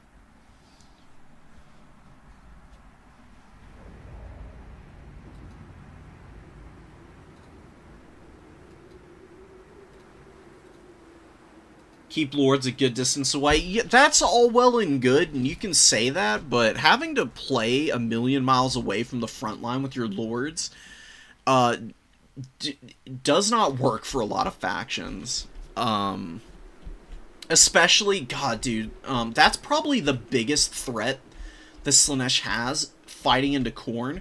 Khorne literally cannot keep their Lords back, because the Khorne Lords are so vital and instrumental to facilitating what you do as a faction that you can't afford to play overly cautious with them, right? Slaanesh is just guaranteed, like, good value against some factions as a result. I don't know, man. I think they could do a couple of things with Pavane. Either they just give it a raw WOM cost increase. I think it could go up to 20, and that would still be balanced, because at 20 Winds of Magic, you're still going to get 5 Pavanes off on average in a game, which is a lot of rampages. No other faction can do that. You've also got Slaanesh army abilities. Fascination is, I think it's the tier 3 army ability. It rampages and does Fate Abuna levels of damage to units, which is really gross. So, anything to keep Pavane from being used too much is a good idea. Or they can change the way the spell works. They could break it up into different stages, where you get like 5 seconds of damage, you get 5 seconds of the rampage, and then 5 seconds of the vigor debuffing, right? Because it lasts 15 seconds right now, and it has all of those effects that last for the entire duration of it, which I think is a little silly, considering how much damage it does, how much it lowers vigor, and the fact that it rampages on top of all of it. Please, CA. Begging you. Think about it, guys. And then they could keep Fascination as it is, and then it would be, you know, like, really powerful the way it should be, without just, like, stacking on top of just obnoxiously strong, like, rampage magics that the casters have and can just bully you with. Yeah, right, Slanesh is getting a DLC too. I'm terrified. Like, God, man, I am so scared for when the DLC comes out. Because if all of the DLC stuff for Slanesh is good, then they're just never going to get played ever again in a competitive setting. And nobody wants to have to ban a faction outright. Like, I want to see people play Slanesh. It's just such a pain to have to, like, fine-tune bans for a faction to the point that you're basically having to put your own, like, custom army limits on the faction. Domination mode is so nice to, like, run tournaments in and watch because you don't have nearly as many restrictions as you do in Conquest and Land Battles. Right? You basically only get bans on the really overtuned chicanery. And Slanesh right now is basically just chicanery the faction. Which is leaving them in this very awkward gray area right now. It almost feels wrong to play them, which shouldn't be the case for anything. You know, I could talk about this probably for a full stream. Just my personal small gripes and grievances about the design philosophy of Slanesh and how they play in domination mode. Marauder Icewolf Chariot scooting forward. Master Necromancer on the Hell Steed. Pretty good choice. Super fast. Basically untouchable if you just keep him flying around. Very good magic support. Drop summons on top of missiles. He only has the Lesser Raised Dead. No zombie summons. Against Norska, I guess it makes sense. You don't really need to shut down Javelins oftentimes, and Marauder Horsemen are pretty tough to hit with zombie summons anyways. So, saving it, that's fine. Invocation of Heck, Gaze in a Gash, and Wind of Death. Wind of Death is going to devastate the Marauder Berserkers if it hits them square, dude. Got one Javelin hiding in the backline. Feasters in the Dusk doing some sneaky business out here on the side. Creeping up along the edges of the forest. They are stalked, so they're hiding. They are a really good ROR. They get Frenzy. Normal Crypt Ghouls do not get Frenzy. These guys actually hit hard as hell. Real dangerous unit to run into if you're not ready for them. Icewolf Chariots, if they find the Feasters in the Dusk over here, will absolutely obliterate them, though, on the charge. You know, just a really lightly armored unit. Icewolf Chariots don't have a ton of AP. They've got a decent amount, but their charge bonus and mass and everything will just flatten these poor little ghouls. Charging in through zombies, you know, bit of a limp charge on that one, unfortunately. Sometimes Chariots, when they're trying to do side charges, their momentum can get a little stuck up, and then they kind of pile up into one another, you know? Kind of like a, you know, traffic accident on the interstate, or, you know, an Autobahn or highway, or whatever you might call it, depending on where you live. Magic coming down, Burning Head, yeah, baby. Not the best in the world, but does get a nice rotation here at the end. Zombies getting hard punished. Oh no, Berserkers, please. Okay, not the worst in the world. They do take a little damage, but could have been a lot worse. Norskin Giant. Just don't even know how I didn't clock this big old beastie. Smacking away at some zombies, but this Giant should maneuver over and kill the White King. Giants are actually a pretty good single entity if you can use them to bash on foot characters, and it's got a good opportunity to kill the White King over here.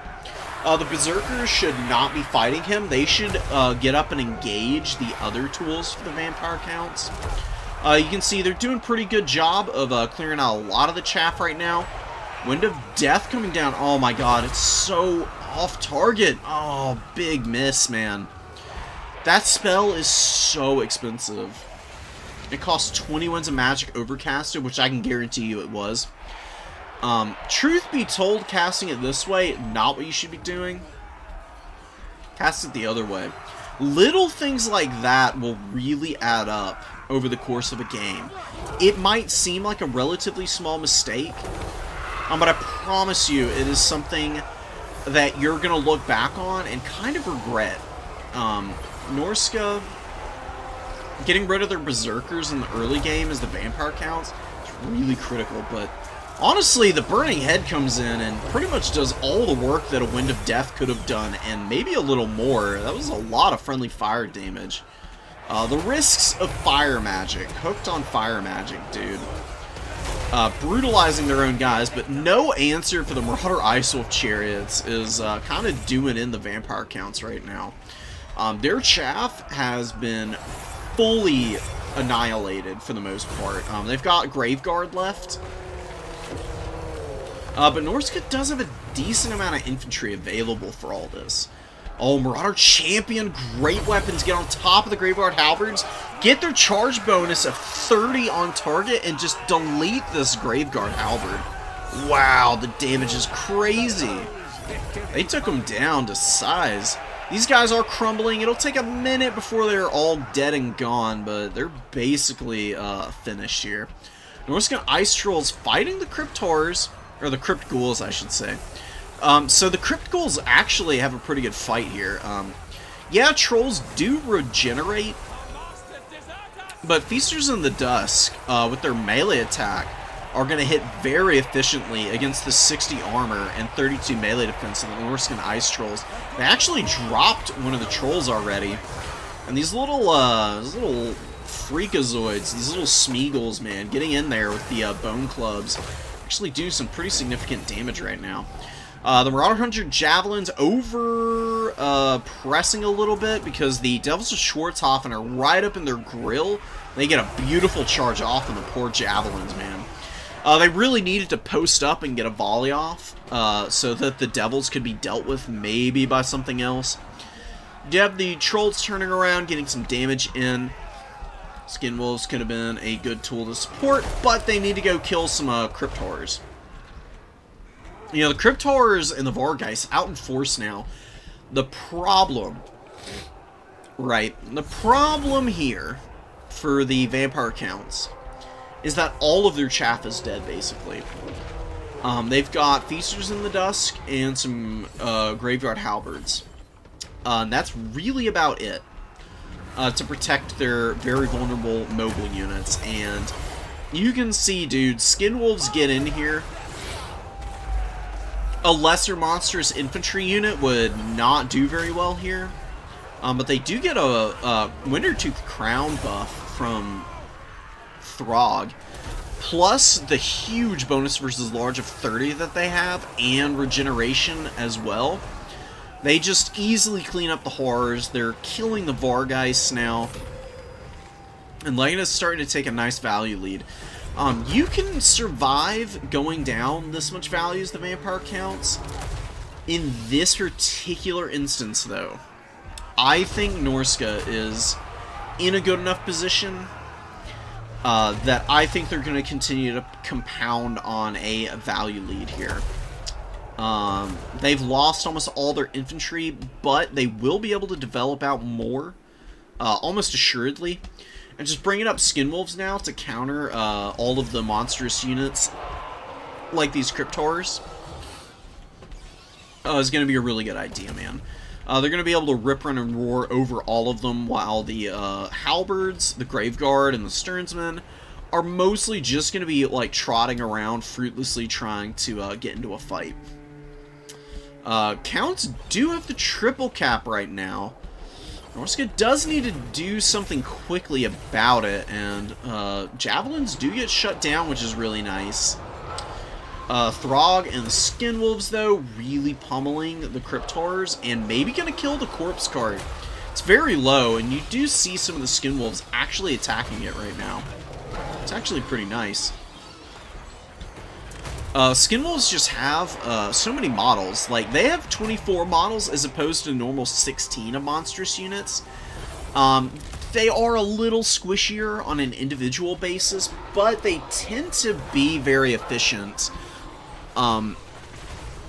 in, like, bigger fights as a result of their increased number of models, because they are a little less isolated on average, and they can more efficiently distribute their attacks out, which is really nice for them.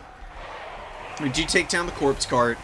Cryptars, definitely dead here, which is a big loss for the Vampire counts, man. The Skinwolves really starting to take over this game. Another Burning Head coming down. Absolutely filthy damage on these poor Spearmen. They are dead right now. One of them disintegrates, and the other is not long behind them. And the Trolls are just going to be bashing away, happy as can be right now. 1,400 value on them right now. Really nice stuff. Shaman Sorcerer, a fire on the horse, actually coming in with a little bit of an assist from the Javelins, trying to kill the White King here. It's kind of hilarious. Probably not going to win that, but hey, he's getting a little bit of damage. Maybe somehow kills him. Number 3 gets taken. Number 2 gets taken. Black Knight's moving out. The numbers for the Vampire counts is just not here.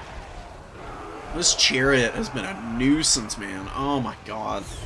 Just looping all over the place throughout the entirety of this game. It's been dodging the Dire Pack.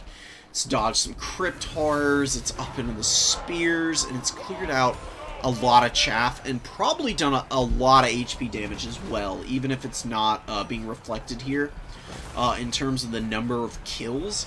170 is honestly not that many kills against the Vampire counts. Units can oftentimes end up with upwards of 200 pretty quickly in matchups like this. The Berserkers with 182 here, kind of a case in point. But, just helping out and keeping Norska from having to do a little too much at any one time in any one area. And making sure that all the units that they're fighting are, already nice and beat up. And just making life a little bit easier for all these monstrous units and the infantry. Which is really nice, man. Love to see it. I do believe this is probably a combination of, well, it probably is just the Chariot now that I'm thinking about it. See how much damage they're doing. A little bit of a limp-wristed charge there. Still doing some pretty decent damage, though. Chariots in sustained fights, usually not what they want to be, but these things do have decent enough armor and melee attack and melee defense. Against a Skeleton Spear, they can sit here a little longer than they otherwise normally would want to. Still get some damage in. They are pulling out. And the Master Necromancer, he's just really not done anything, man. If you're going to bring this guy, you are usually better off bringing him in matchups where your opponent's going for a gun line of some type. Against a faction like Norska, where they're really aggressive and you probably do really need the utility of a combat character, I think he's probably best left at home, and you want somebody like, honestly, any of the Vampire Counts Lords. Outside of Vlad would be a little limited, because he's a little too slow for fighting Norska. But, Von Karstein Lord wouldn't be bad. The Strigoi Ghoul King is probably your best bet. Strigoi Ghoul Kings, or, Strigoi Ghoul, what are they? There's 2 variants of the Strigoi Lords. They'd both be really good on the Terrorgeist, though, is the long and the short of it. They both have anti-large attacks. They got a pretty good spell kit for sniping enemy characters. So he could have killed the Shaman Sorcerer potentially before he used all this magic, and we got a BM Burning Head out here on the field, a BMBH. Just throwing it down, saying, you know, I got all the magic in the world. Who even cares? Could be a misclick though. It does happen. You know, I've definitely miscast my magic before. Wow, look at these trolls holding off. A lot of aggression over here on the number 1 objective. They don't really need that point. Just huddle up on the number 2 and the 3. And you're fine. Lazuka, you know, the value is not looking terrible, technically. The issue with the damage value bar in the late game is that once you've re-summoned units, sometimes when the units are taking damage, like right now, these Cryptars, they're taking damage here. You see the damage value bar for Norska is just barely trickling up. When units get resummoned, for whatever reason, sometimes they don't contribute to the damage that you're actually doing. It is really bizarre. I don't know what the reason is. But it's one of the reasons why sometimes you will be way behind your opponent and actually winning. Or here, you're up, but you're not up. You're only up by 1,600. You're wondering, like, where the hell is the rest of my opponent's army? Well, there's a lot of crumbling to take into consideration. There's a lot of units that you're killing multiple times over that aren't contributing any damage value. And it can be a little hard to get a proper good read on what's happening. Ice Trolls are routing. Theoretically, though, with 9 models, they can just sit back here, get back up to what they've got. Actually, probably just unsummon them, because they're almost heal capped. Just get the money back that you can, and then you can bring them back out. But big win for Norsky here. Very well played by Legatus. Excellent Burning Heads. Really good summons. Infantry was solid. You know, it did get worn out, but it got pretty good damage in. 211 kills, 139, 240 here. Chariots were great. 222 kills here, 173. Throg was solid. Shaman Sorcerer, of course, 1,326 value, 267 kills. Giant did get dragged down, but it occupied a lot of attention. In the late early game. You know, a lot of Cryptors and Halberds were having to focus this Giant down. And it did give Norska time to bring their own monstrous units up, and the Giant still got 100 kills. And presumably probably did some damage to the White Kings. The White Kings just got folded this game. They usually are super reliable and will double their 750 gold cost with just Scabsgraith. And 1,500 value out of White Kings is just stupendous. They are so amazing. This game, though, they kind of got pummeled. Throg did it.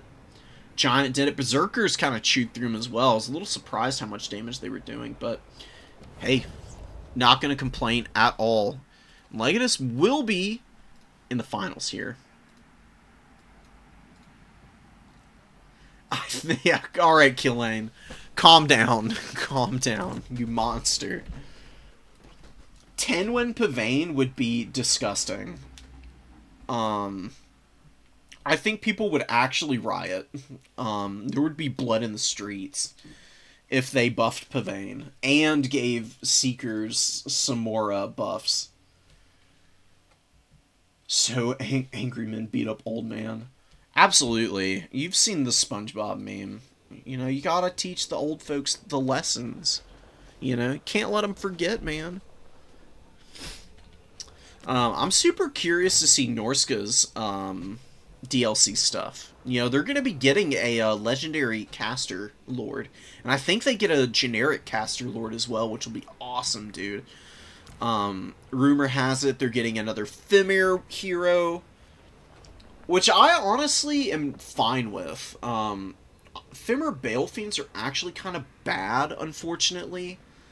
When they released back in Warhammer 1, they were a good hybrid unit.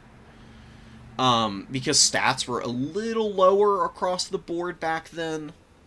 30 and 35 used to be pretty respectable. Now it's kind of terrible for a unit. And they really are only here for their magic and their lures, which everything outside of shadows is available to the shaman sorcerers. So the only time you bring the Fimir Bale Fiends is if you want to have shadows magic right now. I'm leaving right now so I can show it to you. And you see you got death, fire, metal, and the Fimir. They've got fire and shadows. So if you need shadows magic for any matchups, you do have the Fimir Bale Fiend. You can pare them down. Mostly you just want like Arcane Conduit so that you can spam Melkoths all game. Maybe Pit of Shades as well. They do get pretty cheap, and they can be relatively tanky, but they don't have a lot of utility in combat anymore. And that was kind of fun. So honestly, getting a Fimir hero that might be more combat-oriented would be pretty cool. I think there might be room for that. Despite there being a Werekin and Scylla here, I think there's a chance that a Fimir combat character could work. Although I would love to see a Fimir Lord. That would be really fun. Very, very, very interesting idea. Yeah, the future is now, old man. Perish by our hand and let the future take hold. Alright, guys. We're making a new lobby, by the way, just because CA lobbies are sketchy. In my experience, if you leave them active for too long, they, I don't know what it is, just peer-to-peer just starts getting real funky after a while. We're going to invite Laetus in. What's the biz with the other side of bracket? Oh, we got our other side of bracket done, so where the hell is Snickerdoodle?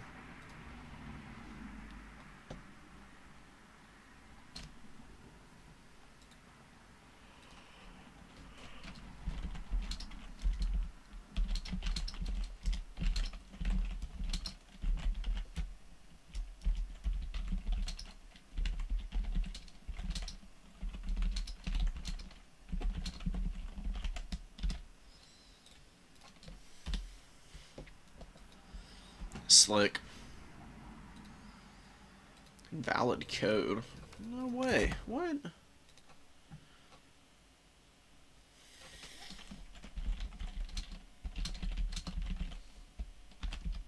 Yeah, check if people send you codes. Oh yeah, there is a space there.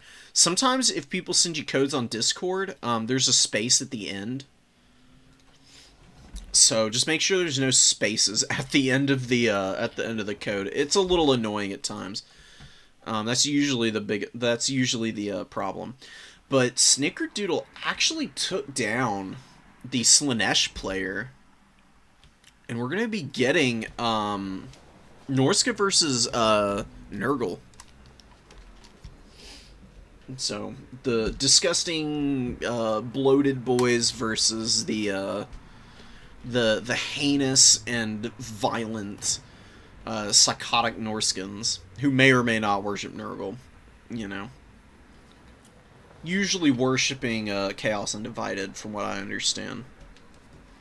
But, anyways, give me a sec, guys. I'm gonna go get some water and run to the bathroom. I'll be right back. We'll let them pick their army in the meantime.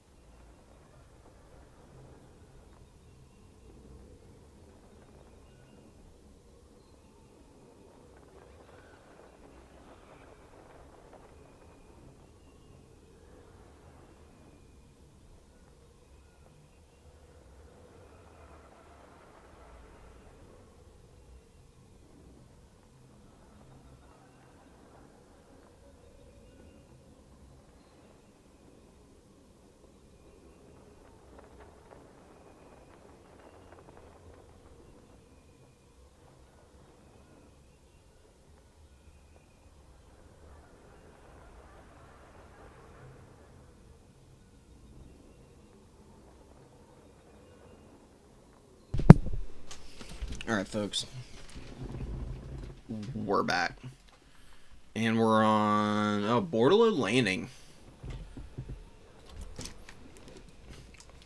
Always a good map for finals. You know. One of the old standbys for the Total Tavern map pack, dude. It's been around for forever. It's one of the first ones added in, I'm pretty sure. That's pretty cool.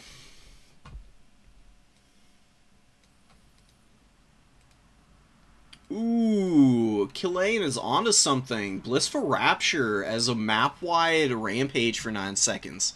That's a brilliant idea, actually. We're gonna let CA know and get some movement on that. I think it's a really good idea. And yeah, I mean, honestly, that would work for Fascination. If Fascination actually gave a unit over to your command for 30 seconds, honestly, that would be less OP than Fascination is right now. I really do think. It would be pretty incredible. I actually think it would be a little bit hard to utilize that. Although I guess you could, theoretically, if it worked the way I think you're intending, Killane. If Fascination gave you 30 seconds of control over anything, you could take control of your enemy's caster and then have them cast magic on their own forces. That would be hilarious. I'd pay money for that. Where's our breaking the already fragile balance in this game mod? Like taking everything that's already overtuned and turning it up to 11.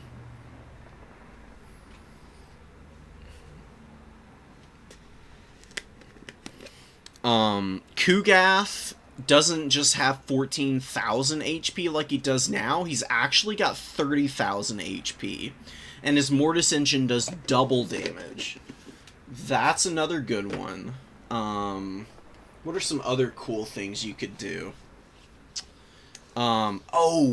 Scarbrand's Rage Embodied Rampage, instead of rampaging for 15 seconds, actually lasts for a full minute. And the effect range is actually extended from 35 meters to 55.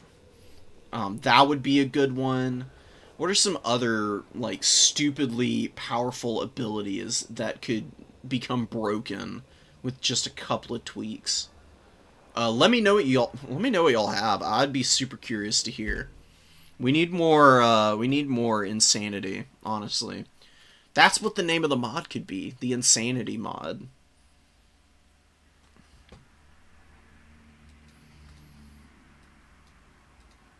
Take the Shredder. Oh my god. That would be hilarious. Shredder, being stolen. Oh, yeah, a 55-meter aura that's always rampaging everything in it. That's another good one. Dude, imagine if that were an actual thing. You could take Scarbrand, run him into the enemy army. You don't actually attack anything, right? You just run him around in a circle, and you rampage the enemy's entire army until they're all following Scarbrand. You run to the corner of the map, and then you just send your entire army back there and just completely surround the enemy's army. That would be pretty hilarious. I think you could feasibly pull it off if the rampage worked that way.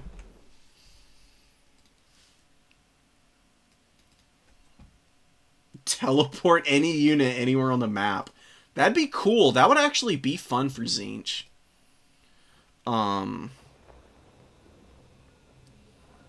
What would you want to call that, though? The Changer's Pathways, or Pathways of the Vagaries of the Warp, or something like that. That would be a pretty cool ability. You just take a Tzeentch Changebringer and deep strike it behind the enemy immediately. Fire off a volley, and the second the enemy gets close, you teleport it back.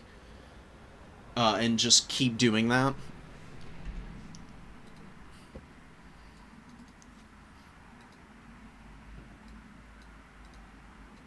Corn, what would Corn's broken abilities be? You just get Sword of Corn on a 120-second cooldown. That would be really hilarious. God. If only. If only Corn were able to punish blobs with free swords. That would be so sick. There is some cool stuff you can do with that, though. For those of you who don't know how Corn army abilities work, they stack with kills, right? But here's the thing, if you build up to a Sword of Corn and you drop Sword on top of an enemy blob and kill 300 models, you can farm up enough kills from dropping Sword of Corn to then immediately be able to drop another. So you can self-fill your own buff bar with Corn's army abilities, which is kind of hilarious. Especially against a faction like Skaven or Vampire Counts. The second you get up to your first sword, you can use it aggressively enough that you can perpetually have it on a 120-second cooldown when it comes off. And then you can just drop it again and just keep deleting everything. It's actually kind of funny if you can pull it off.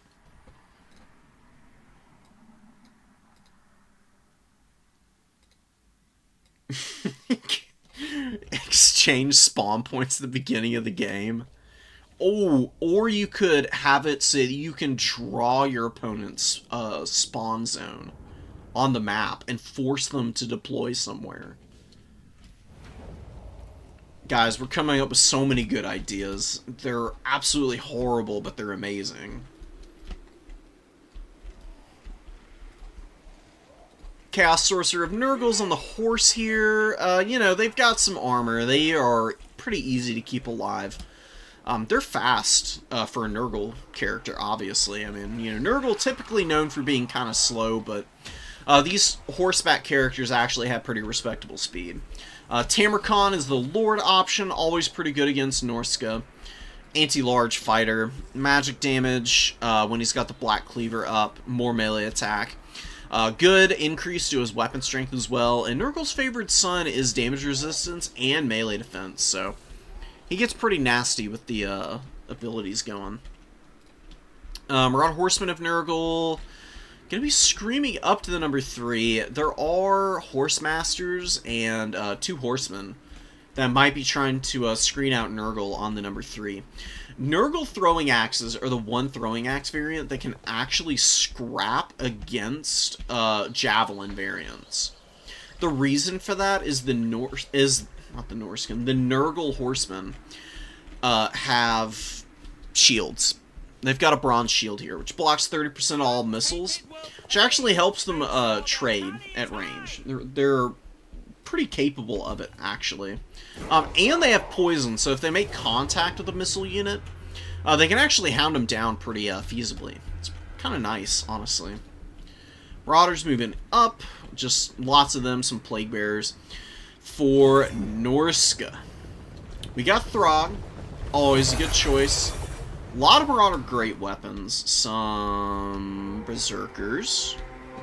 The Horseman Core in the trees. Oh, Hound's coming in. Beast of Tashnar. Not a bad first summon. It'll be respectable. Fimir with Pit of Shades and Melkoths. And Enfeebling Foe. A lot of spells here for the Fimir Balefiend. 1 Chaos Frost Dragon. Frost Dragons are really good combatants. They got magic damage, too. Against demons, obviously, that can be really useful. They can beat up on the Angels of Decay a little bit, which you do see a lot in this matchup for Nurgle. Having something to kind of harry them in the sky is pretty nice. Just want to make sure that this thing stays fairly safe. It doesn't have access to healing, of course, so you don't want to let the throwing axes get any value by throwing it against this big old dragon.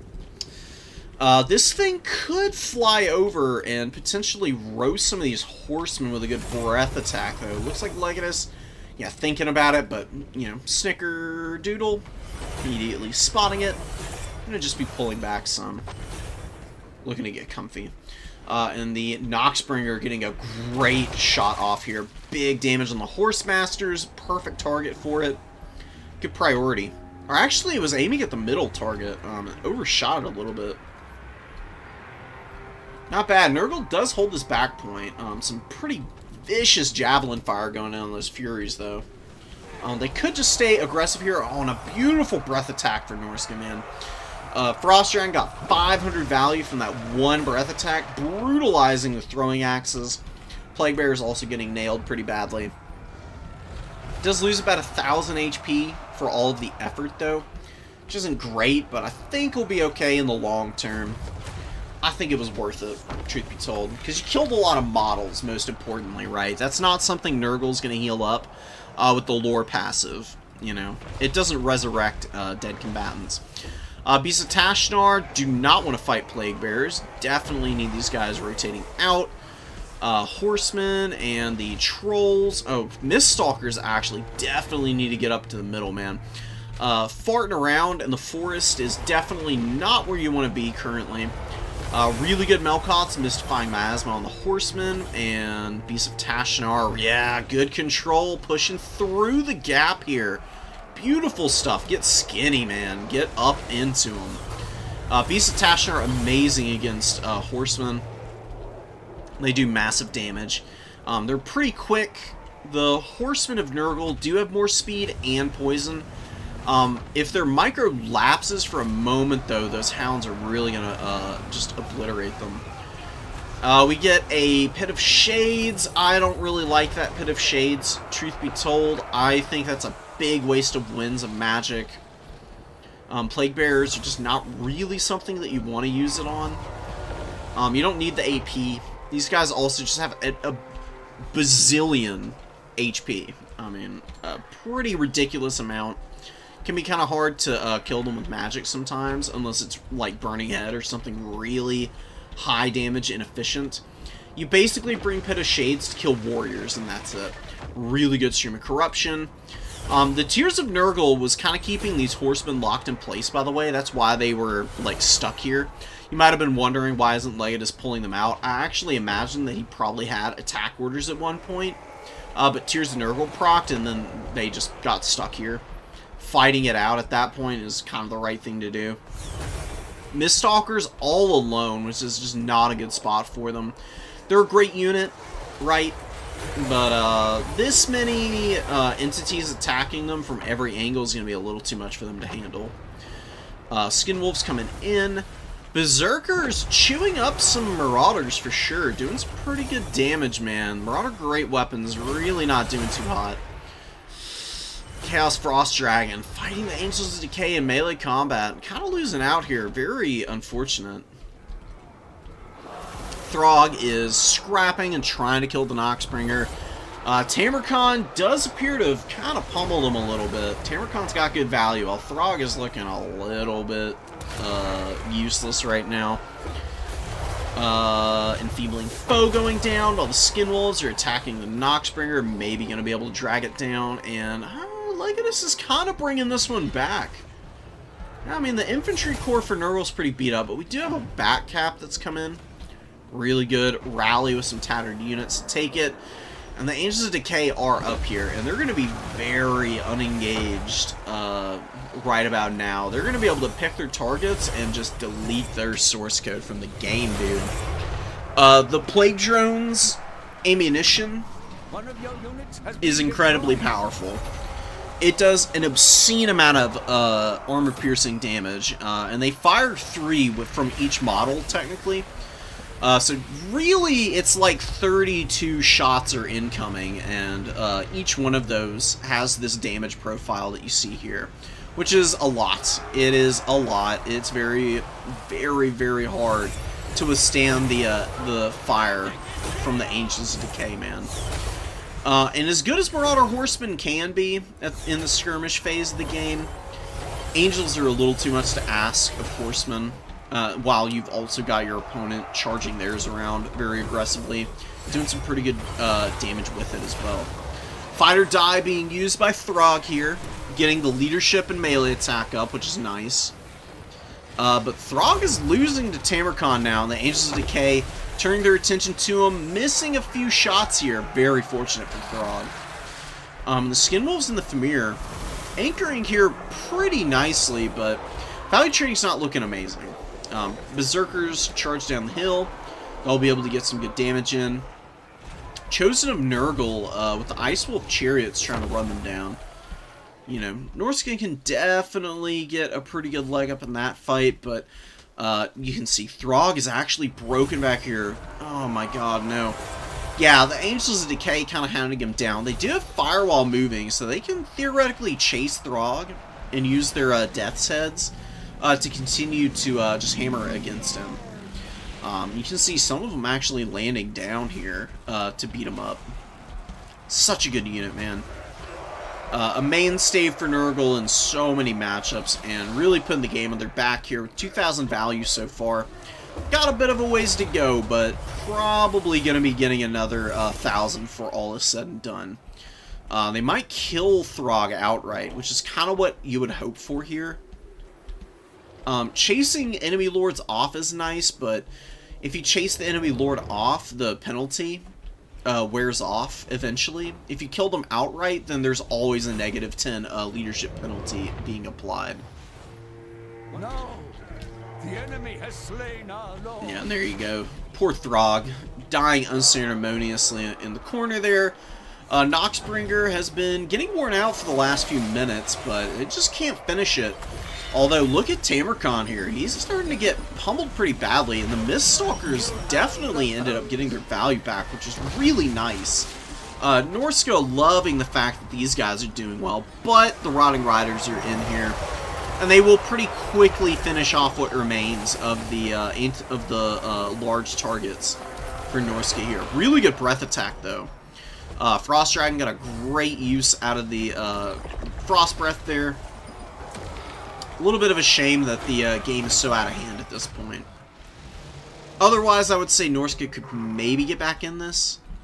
Although, are they cooked? Alright, Norska, I think Norska is probably done.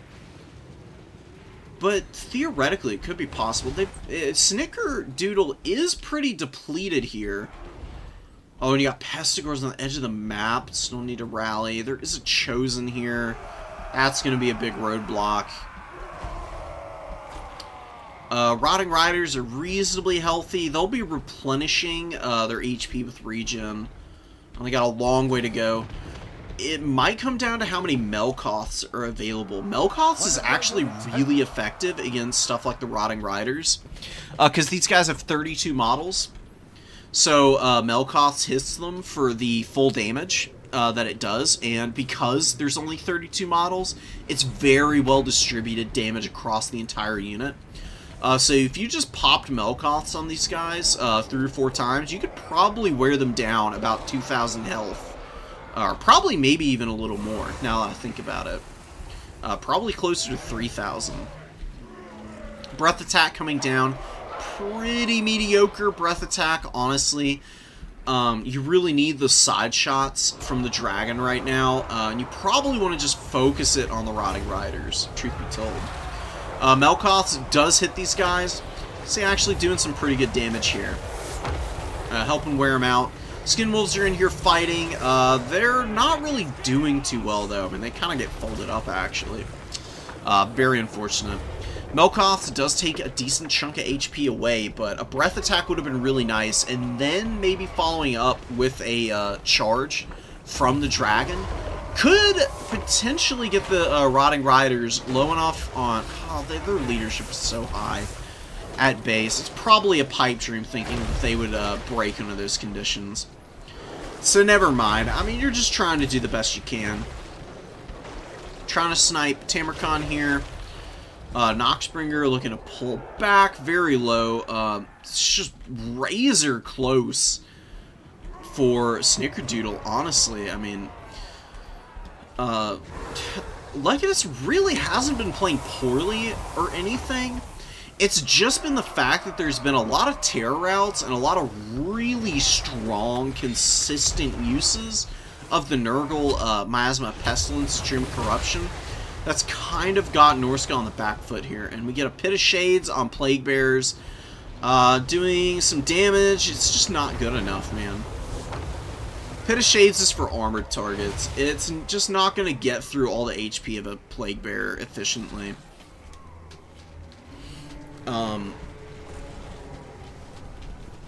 I think just saving and using Melkoths over and over again on the Rotting Riders would be your best bet. We get Furies charging in against the Horsemen, going to be brutalizing them shortly here. The Chaos Dragon has really just been kind of a huge waste of money for the most part. Considering the kind of fights it's had to take, it hasn't done terribly, but you just need a bigger performance out of the Dragon. It only got 2,000 value on multiple summons. It costs 1,500, so 2,000 for 3,000 that you put in. Not good enough, unfortunately. Against Nurgle, you really need to play the kite game. You've got to do a really good job of hammering down their expensive stuff, man. Like Rotting Riders and the Noxbringer. You just can't afford to leave alive for extended periods, but that's where the Nurgle healing really frustrates your efforts. Because it's just so good. It's hard to get through these big HP pool units that Nurgle's got access to. You just end up falling behind eventually, and Nurgle will never ever let up on the gas at that point. Ice Wolf Chariot comes in and gets intercepted by the Rotting Riders, and that will be a tap out. Look at this guy.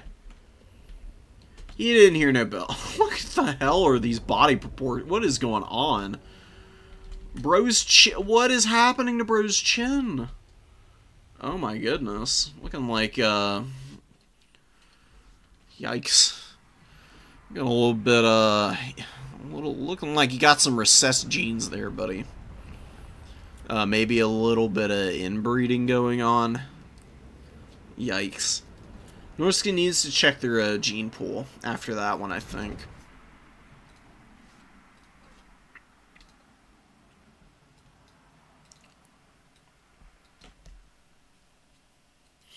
Looking at dragons only having 3 breath attacks.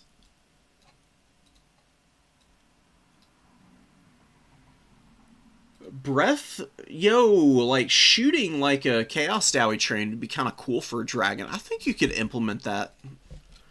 It would be a lot of effort. I don't think this engine could handle it, but for like future games, that's not a bad idea for flying units. Like in 40k, the Helldrake for Tzeentch armies. That would be really fitting for that unit. Just flying around, like, shooting off little bursts of, like, flame breath to do damage as it, like, flies around the battlefield and engages stuff. It's a cool idea. It's a really cool idea. So, hold on. Let me go congratulate Snickerdoodle. That was really nicely played. Nurgle into Norska is kind of a hard matchup for Nurgle. Norska is really, really strong at playing kite. They've got a lot of really good anti-armor options, as well as good anti-light armor chaff clear options. And Snickerdoodle just didn't really give Legatus a good opportunity to rally up on the points and beat up on people, man. They were just kind of in the right place at the right time with just about everything, and it all lasted just that little bit better than the Norskin units. Probably because of the passive healing, dude. Nurgle's passive, the Children of Nurgle, is a 1% heal. I know it says it lasts 4 seconds. Technically, it lasts 5. It's a 1% heal every time you use it. And with the way some of those single entities looked, it really seemed like the probably like 10-15% healing that they got from all the spell casting kind of added up and is what was keeping them alive there at the end and on the field.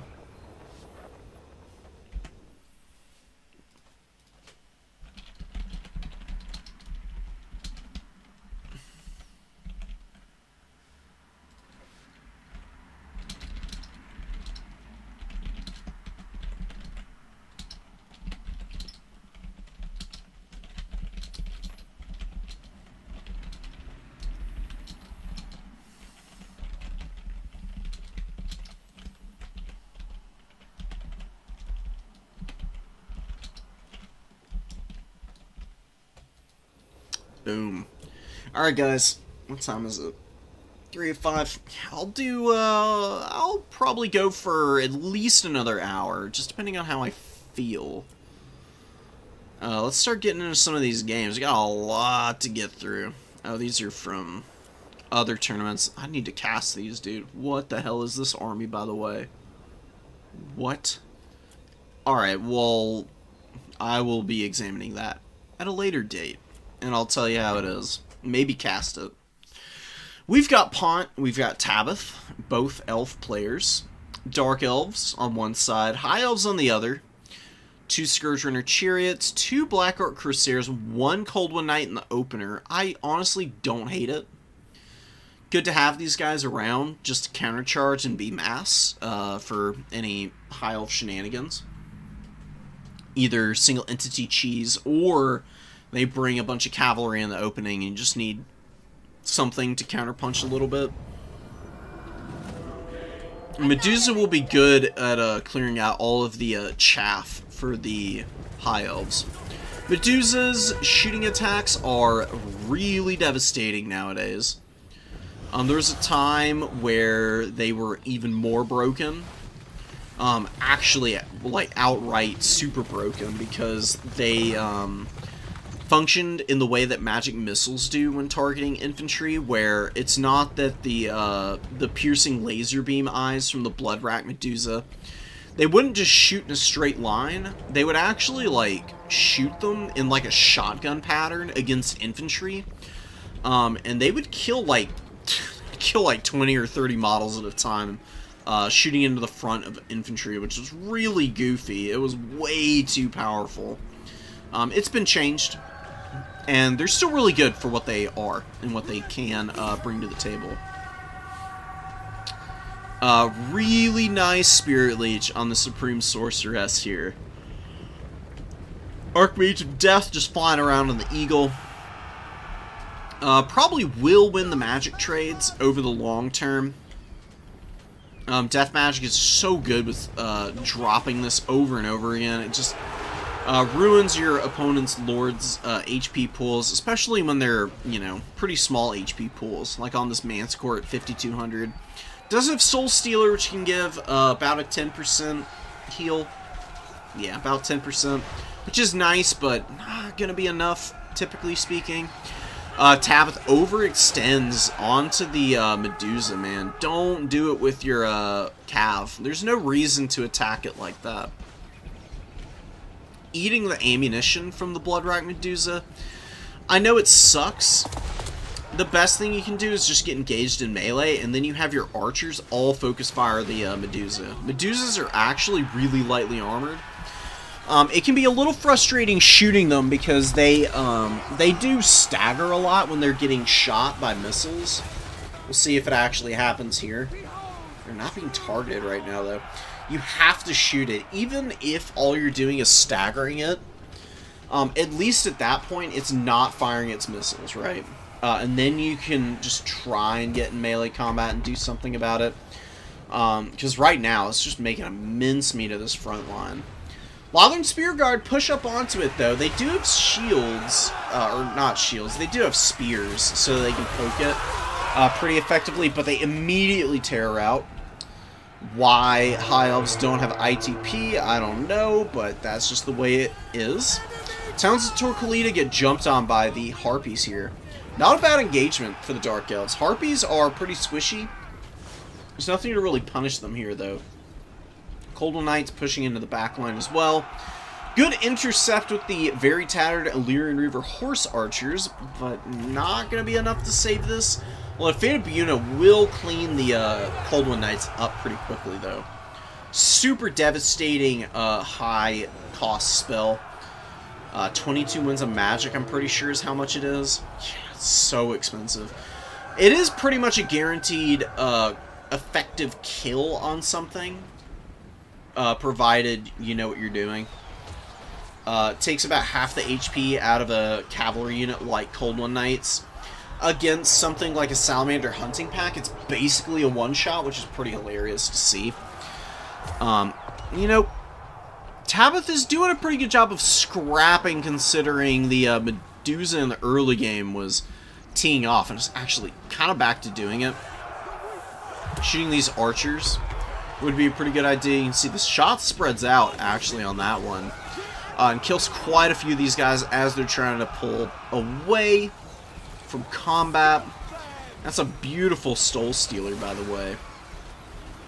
It did clip the Archmage, but she did get out of the radius. Oh my god. The Medusa just took half the HP out of that archer unit. Amazing stuff, man. White Lines of Trace grinding in the front line, doing some good work. Blackheart Crusaders actually winning out here against this White Lion. Brutal. I don't know what the problem with White Lines of Trace is sometimes. They just don't seem to do enough. Oftentimes. They're not a terrible unit. Sometimes you have to use them, depending on the matchup. It would be nice if they were a little bit less haggard, though. Bolt Thrower coming up. Bolt Thrower's just not going to do it here. Artillery is good in domination mode, but for a mid-game summon, when you're down in the value trading, and the last of your units are kind of being swept up on the field, you know, it's not really the best thing to bring out. Bolt Throwers are better off either as a unit in your starting army, or they're your first summon in if certain conditions are met. For example, this would honestly have been a good Dark Elf army to bring a Bolt Thrower out as your first summon, right? They got a Medusa, which is like a decently long range, but, you know, still fairly close in single entity shooter type of monster. The single shot round would have been really effective against this thing if you get the Bolt Thrower in range. It shouldn't be too hard. At the very least, you can screen very effectively on the middle and the number 3. Actually, maybe you don't want the artillery piece over here. You actually got kind of bad sight lines. I think summoning the Bolt Thrower in and getting it up here on this hill is the best idea. You could have it positioned, yeah, like right here. X marks the spot, like right by this tree. You've got really good sight lines off this hill. You can shoot down onto the number 2 and the number 1 from here. And really control those two objectives. You keep the Scourge Runners honest. You keep the Medusa honest. Even the Supreme Sorceress would have to respect the Bolt Thrower's range. Your opponent would have to build up for a minute before engaging you at that point. And you can then, you know, bring your other mobility in. We'll check the High Elf build at the end here. High Elves are, you know, very specialized. They really do need to bring very flexible builds, depending on what their opponent has. Really nicely played by Pont. Just hounding Tabith relentlessly with the Medusa. And the Scourge Runners, which got good value, 900 and 900. Had a little bit of ammo and could run over infantry, of course. Dark Shards with crazy good value also. Cold Wind Knights were fine. They got hit by Buna. And some of them were countercharged pretty viciously. On the whole, though, they kind of did their job. They didn't have to do a whole lot, considering the composition of that army. Where is that replay? Here it is. I like the Horse Archers. The Horse Archers need to stay back, though. They can shoot the Bloodrack Medusa from safety, because they have 140 meter range. And if your opponent wants to bring the Scourge Runners in to kind of poke your Illyrian Reaver Archers, that's where the Bolt Thrower comes in with 380 range. It can poke these Scourge Runners pretty effectively and keep them back a little bit. The Lothern Sea Guard, I don't think Lotherns are very good against Dark Elves. I've tried it. 2 isn't a bad idea, because you can use them to protect the flanks of your formation. But I do actually think that you do want Spearmen and just basic Archers for the most part against the Dark Elves. Either that, or you should cut all these Lotherns and all these Archers and get 2 Shadow Walkers cut the 2 white lions, get a silver in, and fill out the rest of the funds and army with spearmen. Shadow Walkers, very good. Super hard-hitting missiles, poison. They could nail this Bloodwrack Medusa and then go back into stealth, pop up, and do it all over again. It'd be a pretty good way to value trade against the Dark Elves, with that particular Dark Elf build at least. Guarantees not to be had, obviously. Anything and everything is, of course, subject to the fluctuations of the market, right? In this case, the market is the meta. Okay, we got a duplicate here. God, I wish it didn't have to take me to the top every time I delete something. Alright, let's see some Vampire Counts Dowie. We have seen this a lot. Dowie have a awful matchup against the Vampire Counts. It's really brutal. They don't have a good time trying to get in against Dowie, typically speaking. How's the bitrate on the stream, by the way? Okay, stream actually looks a little choppy, I just noticed. I'm keeping a little bit of an eye on it. It's kind of funky. Not dropping any frames, though. Alright, well, it's running smooth for the most part, so I guess we'll kick it off. Some cannons for the dwarves, iron drakes. 2 cannons is a lot of cannons. Not that I'm gonna, you know, sit here and complain about seeing the Dowie bring artillery, because I really do love Dowie artillery. They do ridiculous damage. Honestly, kind of hard to kill. Their cannon crews have more HP than other variants. Much higher leadership as well, which makes them pretty tough to kill and break. And they actually nail the Lord here, and some stray shots. Wow, dude, this is like the luck of the Irish here. Cannon's just brutalizing the Vampire Count formation right now. The Master Necromancer ate some serious damage from the cannons. And some stray fire hitting the Graveguard here, as well as some Skeleton Warriors. Believe it or not, the best shot option for the cannons just wandered out here. You do have Doomseekers to deal with them, I guess, but Cairn Wraiths as Ethereals, their HP pools got buffed when Warhammer 3 released. They did lose Fizzres, and artillery is actually really good at taking out Ethereals. It's kind of goofy, but it's very much true. Yeah, the Master Necromancer is just going to be dropping summons for days on the cannons here. Oh, don't turn all the way around, please. Cannons take so long to turn. Having them just fire into the front line and get whatever damage they can get done here would be much better for the dwarves. How to get some good fire here with the Iron Drakes. Oh my god, perfect position here. Although a little limp in terms of actual impact, man. Come on, flamethrowers. Why are flamethrowers not AP? Or at the very least do magic damage? Seems a little goofy to me. That was a decent shot there. You're getting about 1,000 value with every volley. If they fired all their volleys off by that measure, they would end up with 3,000 value by the end of the game. Cannons are super locked down by zombies. Iron Drakes are running for their lives because Cairn Wraiths are all over them right now. And Cairn Wraiths terrifying the Dwarf Warriors and getting after the other Iron Drake now. This is gonna hurt, dude. The Dowie are scrapping okay, but they don't have the numbers to hold their missile line intact, which they really need to be putting in a lot of work. This Iron Drake got a lot of kills, not a lot of value. And this one got good value, not a lot of kills. And the other one was kind of useless as well. Dowie are looking really overwhelmed. Very unfortunate.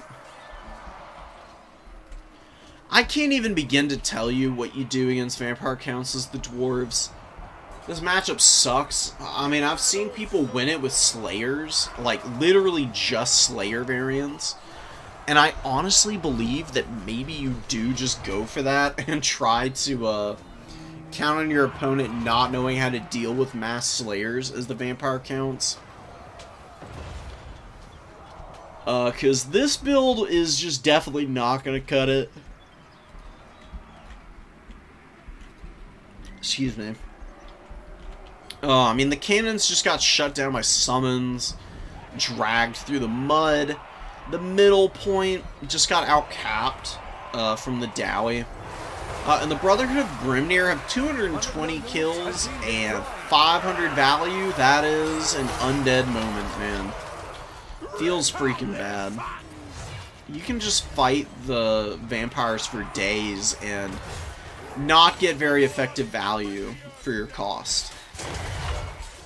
Dragon Slayer getting beat up by the White King.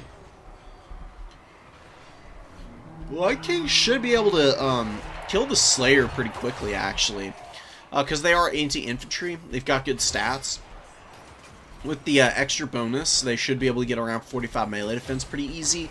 They're getting all of their weapon strength on target because this guy has no armor. I think Slayer should have at least 20 armor. I mean, for fuck's sake, at least they have pants on, right? You know? Gotta count it for something. Slayers are just too squishy right now, in my experience. I don't find them to be very good. Longbeard's holding the line. That's all they're gonna do, though. The dwarves are cooked already, unfortunately. Counts have the number 1. Super dominant on the number 2. They can just scream across some horrors if they want to intercept anything coming down to the number 1. The Grim Delver's moving up. They could get some good damage in. The second they get spotted, though, you're going to see a swarm of Fellbats or big monsters just streaming out to try and kill these guys. Oh, a flame cannon. Where was the flame cannon earlier, though? That would have been pretty cool. Just killing a lot of zombies. Not that that's really anything to, you know, tip your hat to or whatnot. Anything kill a zombie. Just like, honestly, anything can kill a miner for the most part. Miners and Dowies in turn... Or, miners and Dowies. Miners and zombies. Honestly, not too indistinguishable in terms of impact. Miners do have better cap weight, and they're more survivable, but... You know, nothing beats 100 gold summon with, what, 12,000 HP, I think is how much zombies have. God, dude, they're so thick. Craziness. You know, and zombies, even though they're, you know, garbage, zombies can get their value back. And, you know, value is value, right? If all your zombies get 150 gold back, as well as soak up all the damage that they do, that's pretty bananas. And that can happen. Vampire counts do have the passive heals, to keep stuff alive, endlessly, basically. Master Necromancer drops the summon on the Flame Cannon. I think, yeah, I mean, our Dowie player just kind of saw the writing on the wall. Had he made a good go of it, this matchup is just impossible for the dwarves right now. They just don't do enough damage.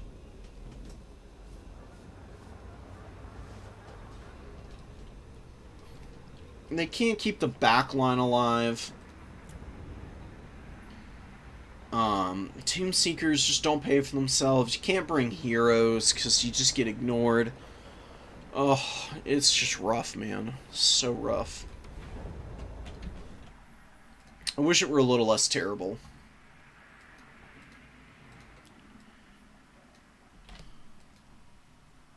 Yeah, giant supersonic balls taking out ghosts day after day. It's true. everyone's saying it.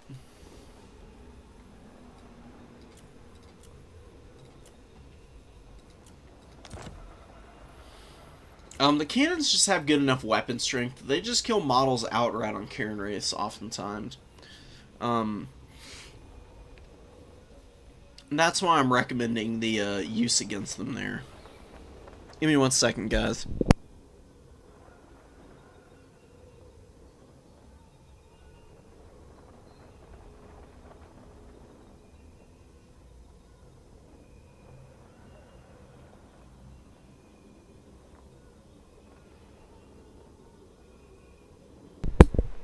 Okay, I'm back.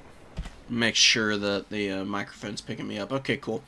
Yeah, seasonal allergies and sinus drainage. Just my favorite thing in the world. Does not drive me crazy at all.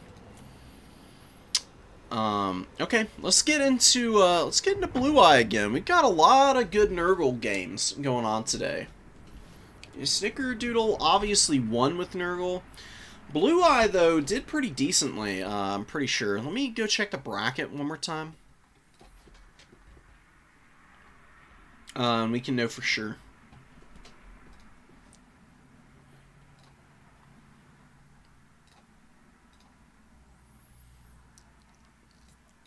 Where's our boy here?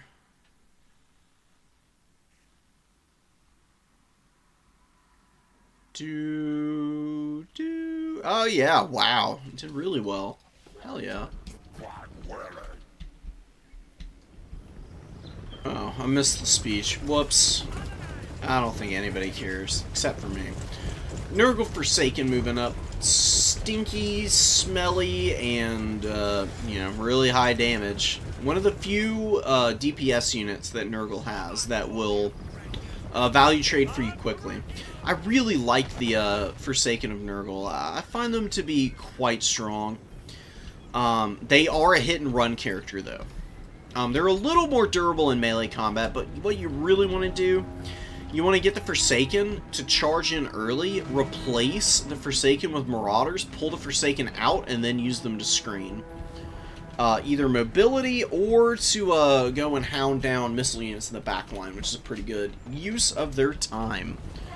One of my personal preferences for choice of target. Oh no, Furies up in the trees right next to the Hergig Jaeger Corps and the Hochland Law Rifles. We saw Blue Eye take the Empire to task earlier. Oh my god, and a brutal rear charge incoming. Hergig Jaeger Corps getting massacred right now. The Empire player is not seeing this at all. You gotta pay attention to stuff like this. And this is one reason why I always recommend keep your missile units out of the forests like this. I know these guys have snipe, and it seems like a good idea. But if you're not pressing spacebar and clearing the trees, like, the tree cover is so dense, you actually can't even see the unit card for these Furies hardly, so they're kind of sneaking in under the radar, and same over here, man. Tree cover is just dense as hell. If you're not going to spacebar it or just turn off... Here, you can, where is it? What? Why is this not? Whatever, man. Tooltip's not working. Just press space. If you're not going to press spacebar and make sure that nothing is diving these guys, you're better off just keeping them in the open field, where it's a little bit easier to get good shots off as well as respond with your cavalry to like hammer home against Furies. Because cavalry is going to be a lot less effective in the forest. Furies being infantry sized, don't care at all. They're having a good old time. Beautiful burning head, by the way. Absolutely brutalizing the front line for the Plague God. You got 3 units on the Fritz right now. 4 units, actually. Wow, Volkmar going in deep, too. Really running down these poor Marauders. I did see Grand Soulfire. We also saw Banishment, it looks like. Yeah, Knights of the Blazing Sun running down the Frolickers Bubonic, as well as the Marauders of Nurgle with great weapons. Just rampaging around, man. Nurgle doing a really good job of getting these points. And yeah, we've got the Rot Beast Lord for Nurgle getting up onto Volkmar. Volkmar is really durable thanks to the Jade Griffin, but boy oh boy does he suck in a head-to-head fight against characters. He can do a little bit of collision damage with his chariot, which can be kind of silly. But if you just stand your ground against him, you'll absolutely beat the ever-loving hell out of him. He is not built for combat on his War Shrine. Not against characters, at least. Fury's just farming value right now. They killed all the Hawklands. Murdering Flagellants currently. Pulling back up into the air before Greatswords get in. Really good micro from Blue Eye. That tournament practice coming in clutch for sure, I think. Spearmen being engaged by these Marauders, doing some good work. More of the rallying Marauders on their way in. And Sorcerer Lords being a little passive right now. There's no reason to not go in and fight Volkmar right now, in my opinion. You've got an equally durable character, but your character just actually has better stats overall. I say go for it. He did regen a little bit while he was in the trees there. So that's nice. Oh, and the Pistoliers get caught by the Furies and the Horsemen. There's no way they're escaping now. They're going to be super poisoned. And they're just going to get run off the field now. Pistoliers are a good unit, but they don't have good leadership. That's not much better than the Marauder Horsemen, so... it does tend to come down to who engages who first, gets the charge and or any surrounds. That determines the outcome, because both will just chase one another off once the other is routing. You know? And there's really nothing you can do about it. They'll just run off the field before you can push anything in. Volkmar fighting the character, Sorcerer Lord, just beating down the War Shrine. Volkmar got 1100 value and has 187 kills. It's not bad. But Nurgle's just got a solid triple cap, dude, and the Empire just looks so gassed right now. The Outriders are sweeping up a lot of units on the outside, though. Sirlin's Revenge looking the worst for wear, but still there. The Hergig Jaeger Corps coming out of the trees, so they're going to be very visible to the Nurgle forces. Fury's landing on the rear of the Flagellants. Not that it matters, because Flagellants don't break, but it is surround, which means that the Flagellants will be taking a little more damage, because so many of them will be getting attacked from behind, where they'll just get hit for free. And, you know, more models in contact means more damage and more damage output. But that typically is in favor of the larger numbers, right? Many times I've made the point that it doesn't matter how elite you are, if a dude with a pointy stick is stabbing you in the back, it doesn't really matter. They'll find a way through the armor. They'll kill your ass. And that's kind of what happens with these Flagellants, man. You just got Furies and Forsaken all over them. Not that Flagellants are elite, but you don't really need to be to clear them out. You just need to have some good options and availability available, which Nurgle has in spades for killing such a lightly armored unit. Greatswords theoretically wouldn't be bad for the Empire in this matchup, just in case there's a warrior wall from Nurgle. They just don't hit very hard, though, to clear out chaff efficiently. They really are just an uptrade tool for enemy warriors, like Chaos Warriors and the like. Pestigors and Marauders will probably be able to beat them together. You don't typically want to stack infantry like this, but this scenario, it's not the worst thing in the world.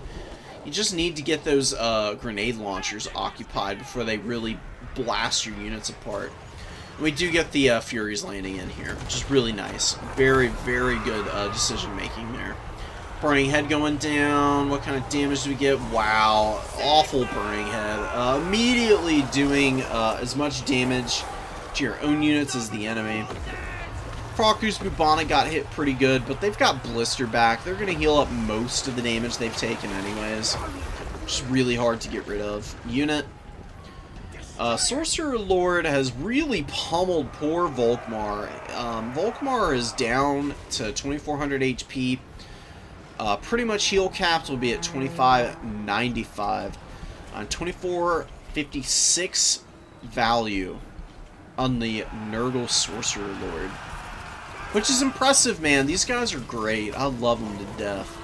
Super affordable. Honestly, not bad at the hybrid caster fighter role, thanks to the AP from the whatchamacallit, the Rot Beast. Trotting over. That was a good usage on the abilities from Volkmar. 1900 value on him, but not much left to give, and he does get charged down here. And the Supreme Sorcerer Lord, you know, trying to pummel Volkmar into oblivion right now. And Theogenes, reading from his liturgy, I guess, is what you would call it. Trying to keep his units out on the field, but it's not going too well, man. Empire is just really far behind now. You see all these very isolated units being taken apart by Blue Eye here. I knew it. That is going to be a GG. Really nicely done from Nurgle. Good pressure on the Empire front line. Good dives. And, you know, just punishing your opponent for any mistakes that they make. Always really well done. You know, that's how you win. Don't ever give them an opening, and you'll be doing just fine.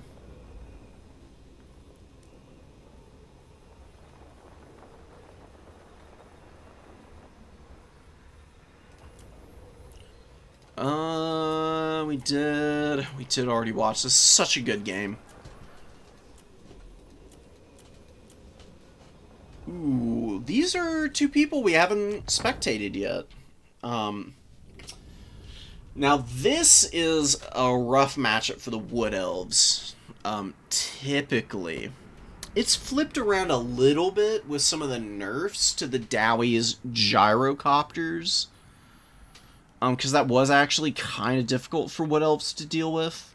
Nowadays, Wood Elves are a little bit better situated, but Dowies still have really good ranged tools that can outtrade their Wood Elf counterparts. So, we'll see if they're able to figure this matchup out on the fly.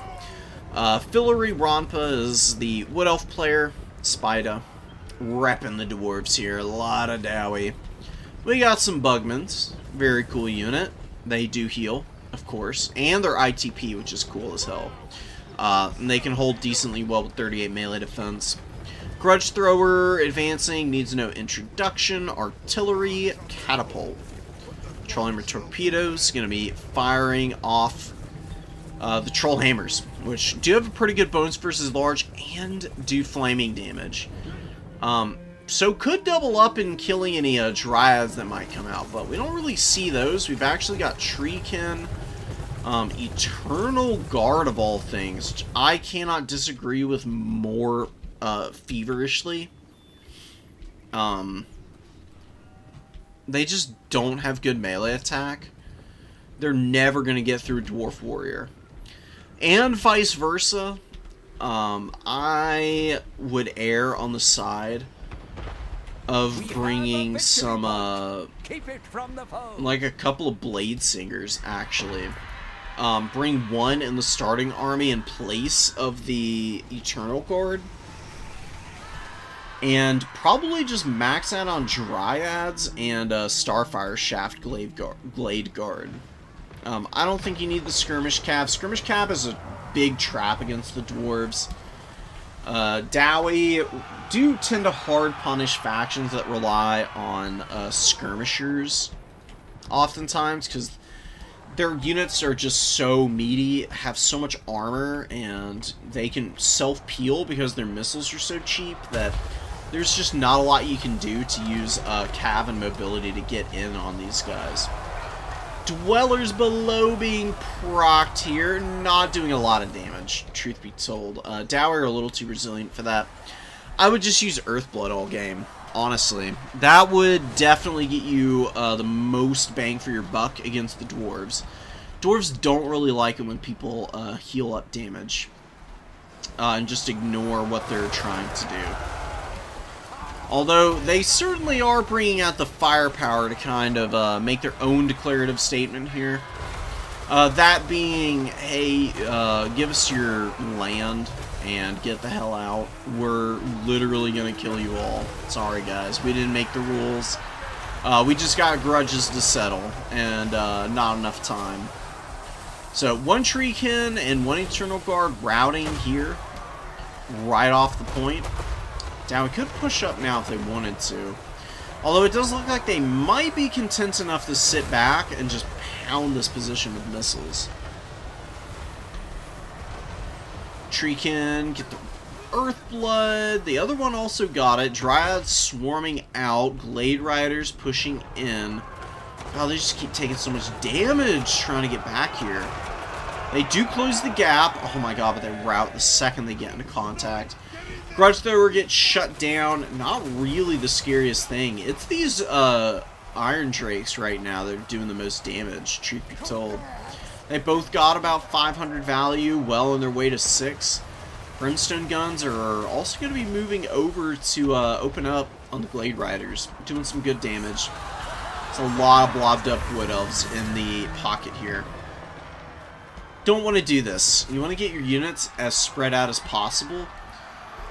The reason for that is that Dowie are so poor in melee combat, any one of your melee infantry will pretty much eventually win against the Dowie warriors.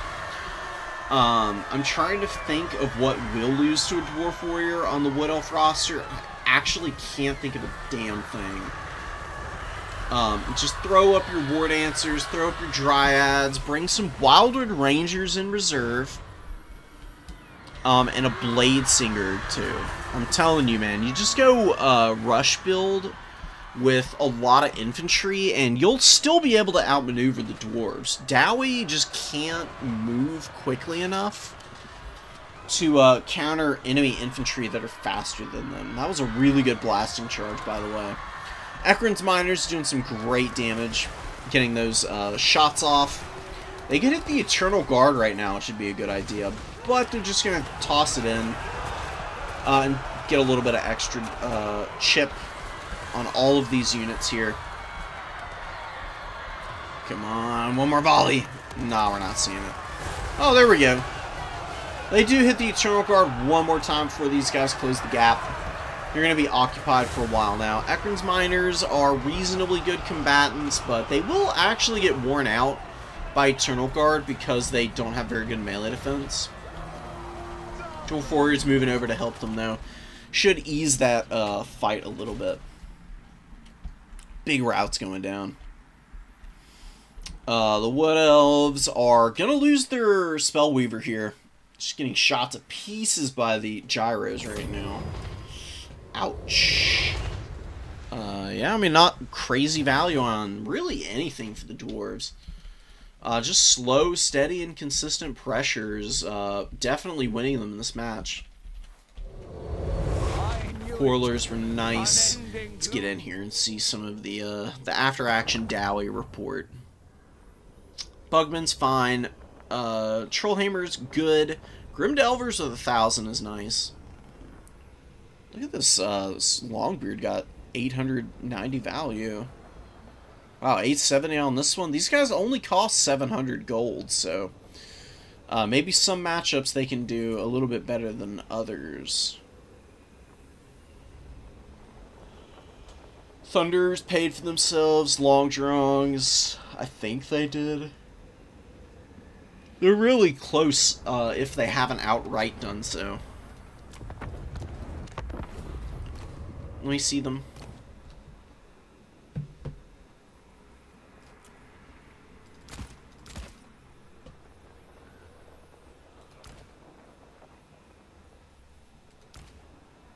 Hmm.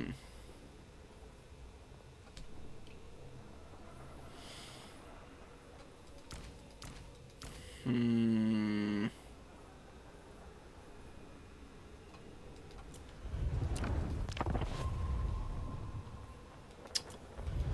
Yeah, I don't know, man. It's a tough matchup for the Wood Elves. There's just a lot they have to do right, and the Dowie do need to fumble the bag a little bit for the Wood Elves to really get in on their missile line. Typically, the Dowie just kind of sit back and they just blast you apart as you're on the way in. But this build definitely needs to be optimized. You do not need Azrai Spears here. Deepwood Scouts and the Glade Guard, no. I actually build a Wood Elf army that I think would be half decent in that matchup.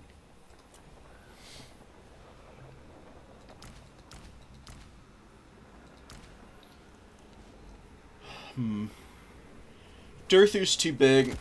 Drycha could work. Her magic's not very good in this matchup, though. Spellweaver, yeah, with Earthblood, I think works fine. You could do Blessing of the Ancients on this map. It's like the only one I would recommend it, because you are pretty close to trees. Put our on horse.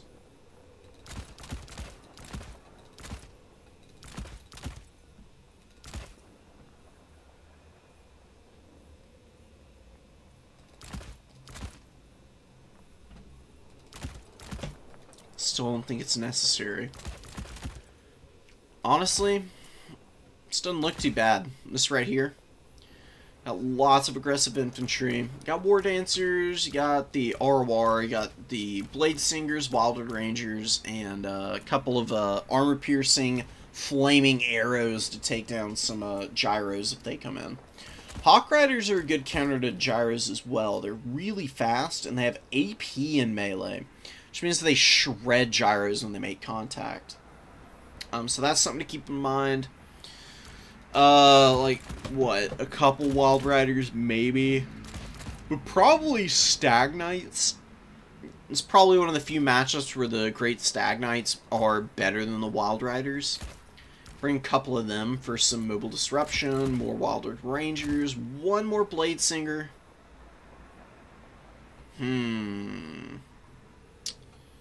What else? Maybe just one Stag Knight. 2 is a little much. Couple of Glade Riders for harass.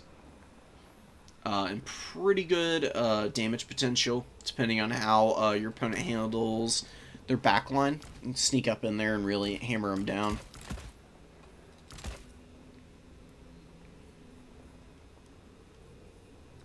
We'll get one Hawk Rider. It's always a good idea to have at least one unit that can chase gyros. Keep the Dowie Air Force from just like totally taking over the game.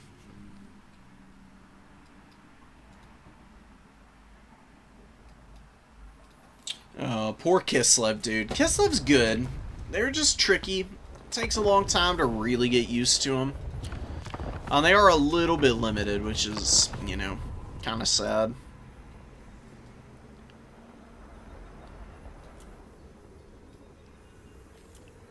Alright. I was going to go for a couple more hours.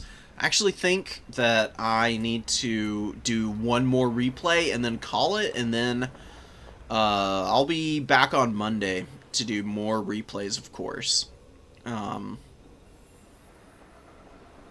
Trying to, you know, get my sleep schedule changed up so that I'm up earlier in the mornings. You know, I got like no sleep, basically. So I am freaking tired. I can feel myself about to start shutting down. I really don't want to give y'all a bad viewing experience. So I'm going to finish this matchup. I think I've got a game for one more.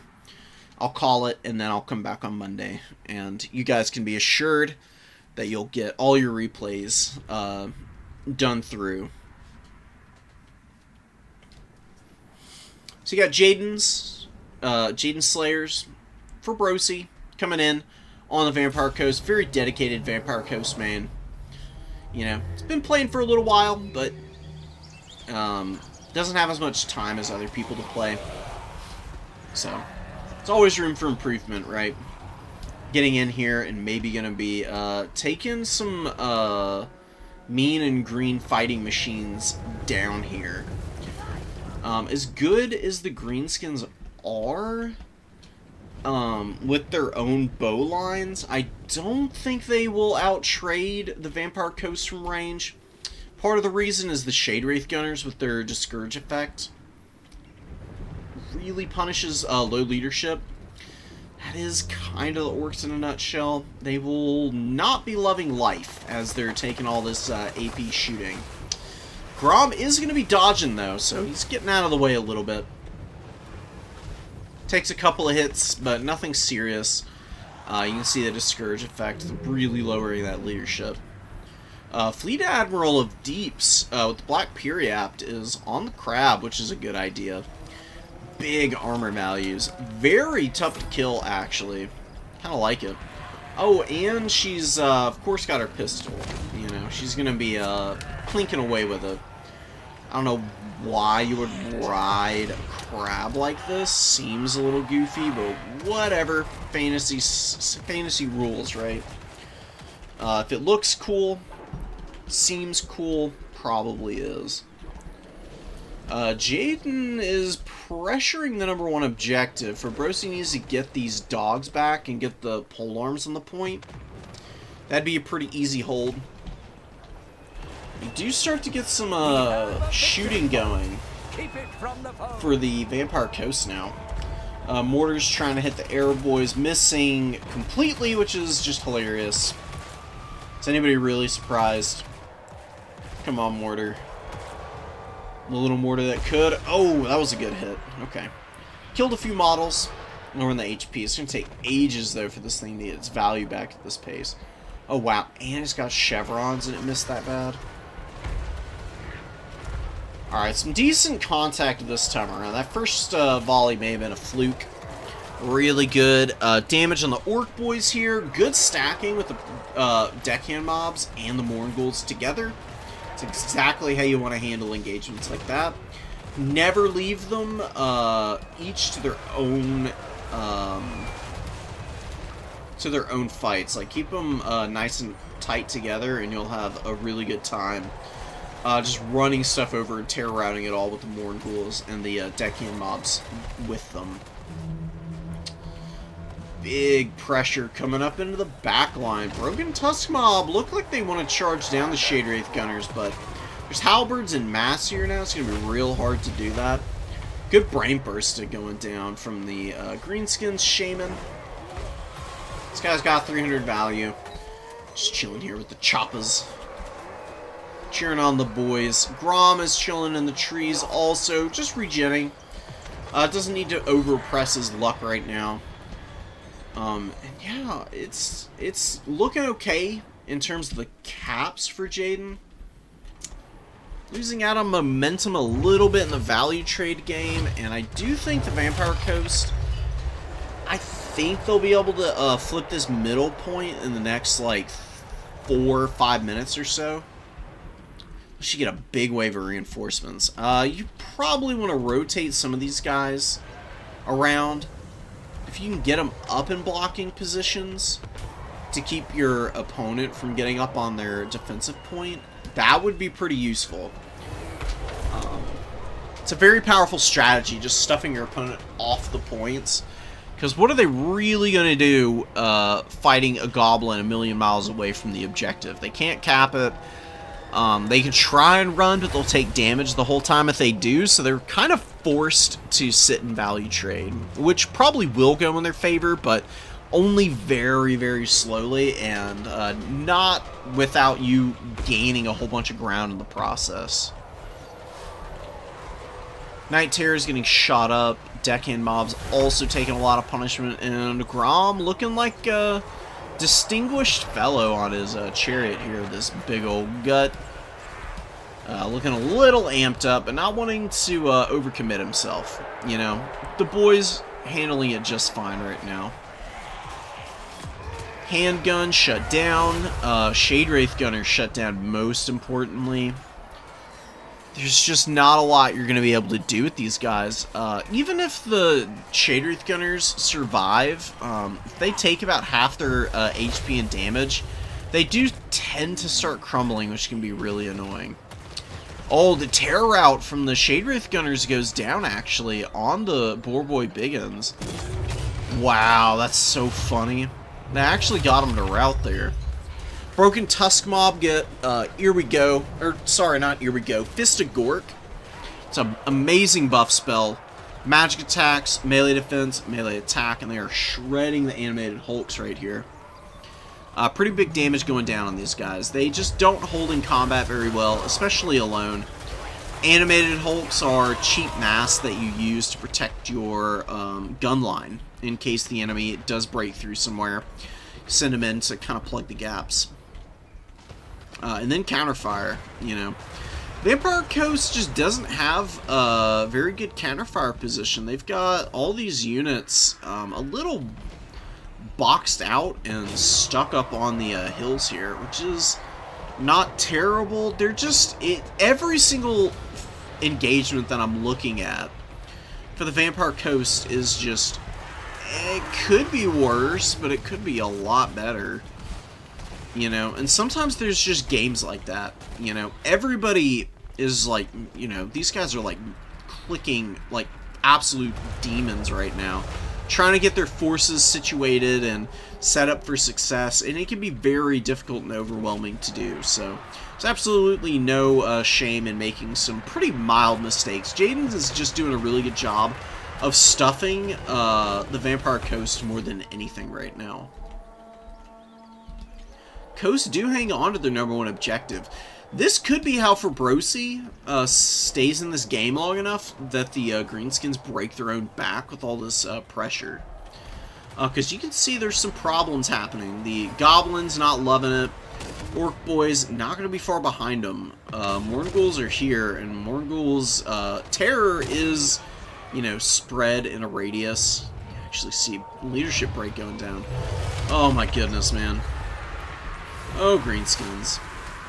Such a cool faction, oftentimes seem really mediocre. Fist of Gork on the Force Goblin Spider Riders.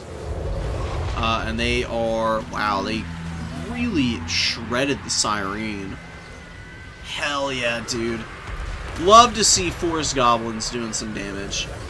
The Swamp Things coming in. More charging down characters. Fleet Admiral's not really that appealing of a target. By the time you kill her, you're gonna have gotten mega punished elsewhere on the battlefield. Grom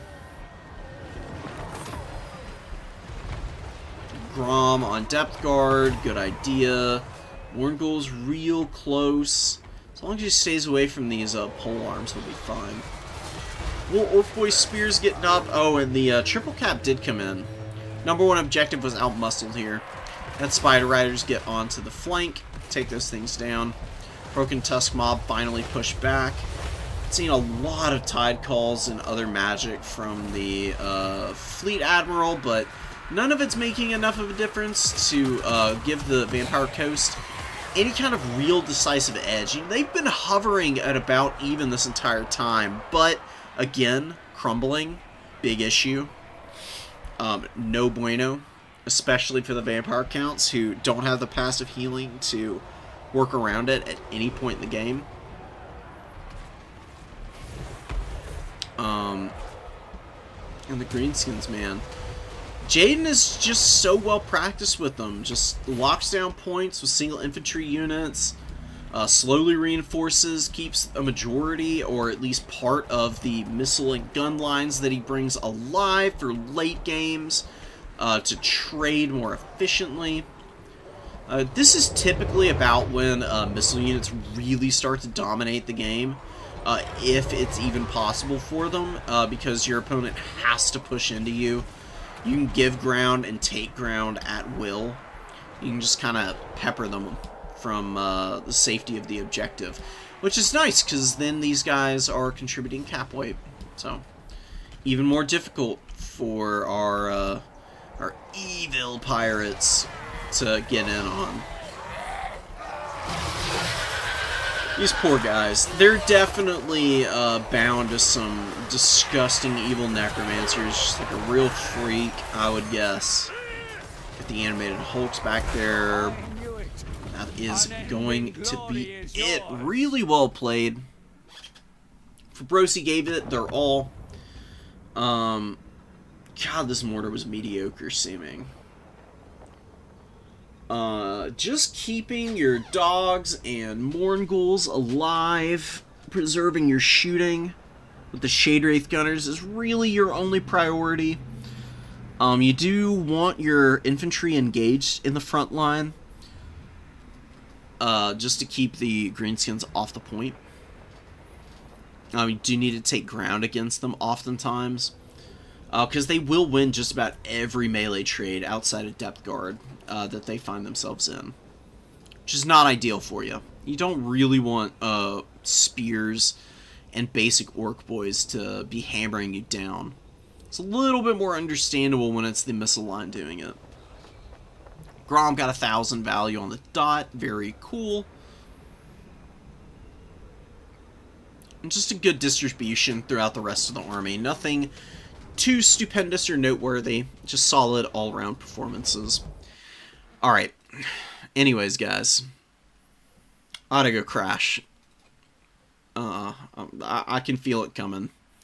So, I'm going to leave you guys here. I hope y'all enjoyed. Shorter stream than normally is on Saturdays. But Monday I'll be coming back and I'll do a much longer stream so I can get through all the replays people sent me. If there's anything left, then nice long form video on Tuesday with the rest of the games. But should be able to do it all Monday. Till then, guys, I'll see y'all around. GG's. Thanks for playing in the tournament. And I'll see y'all next time. Peace.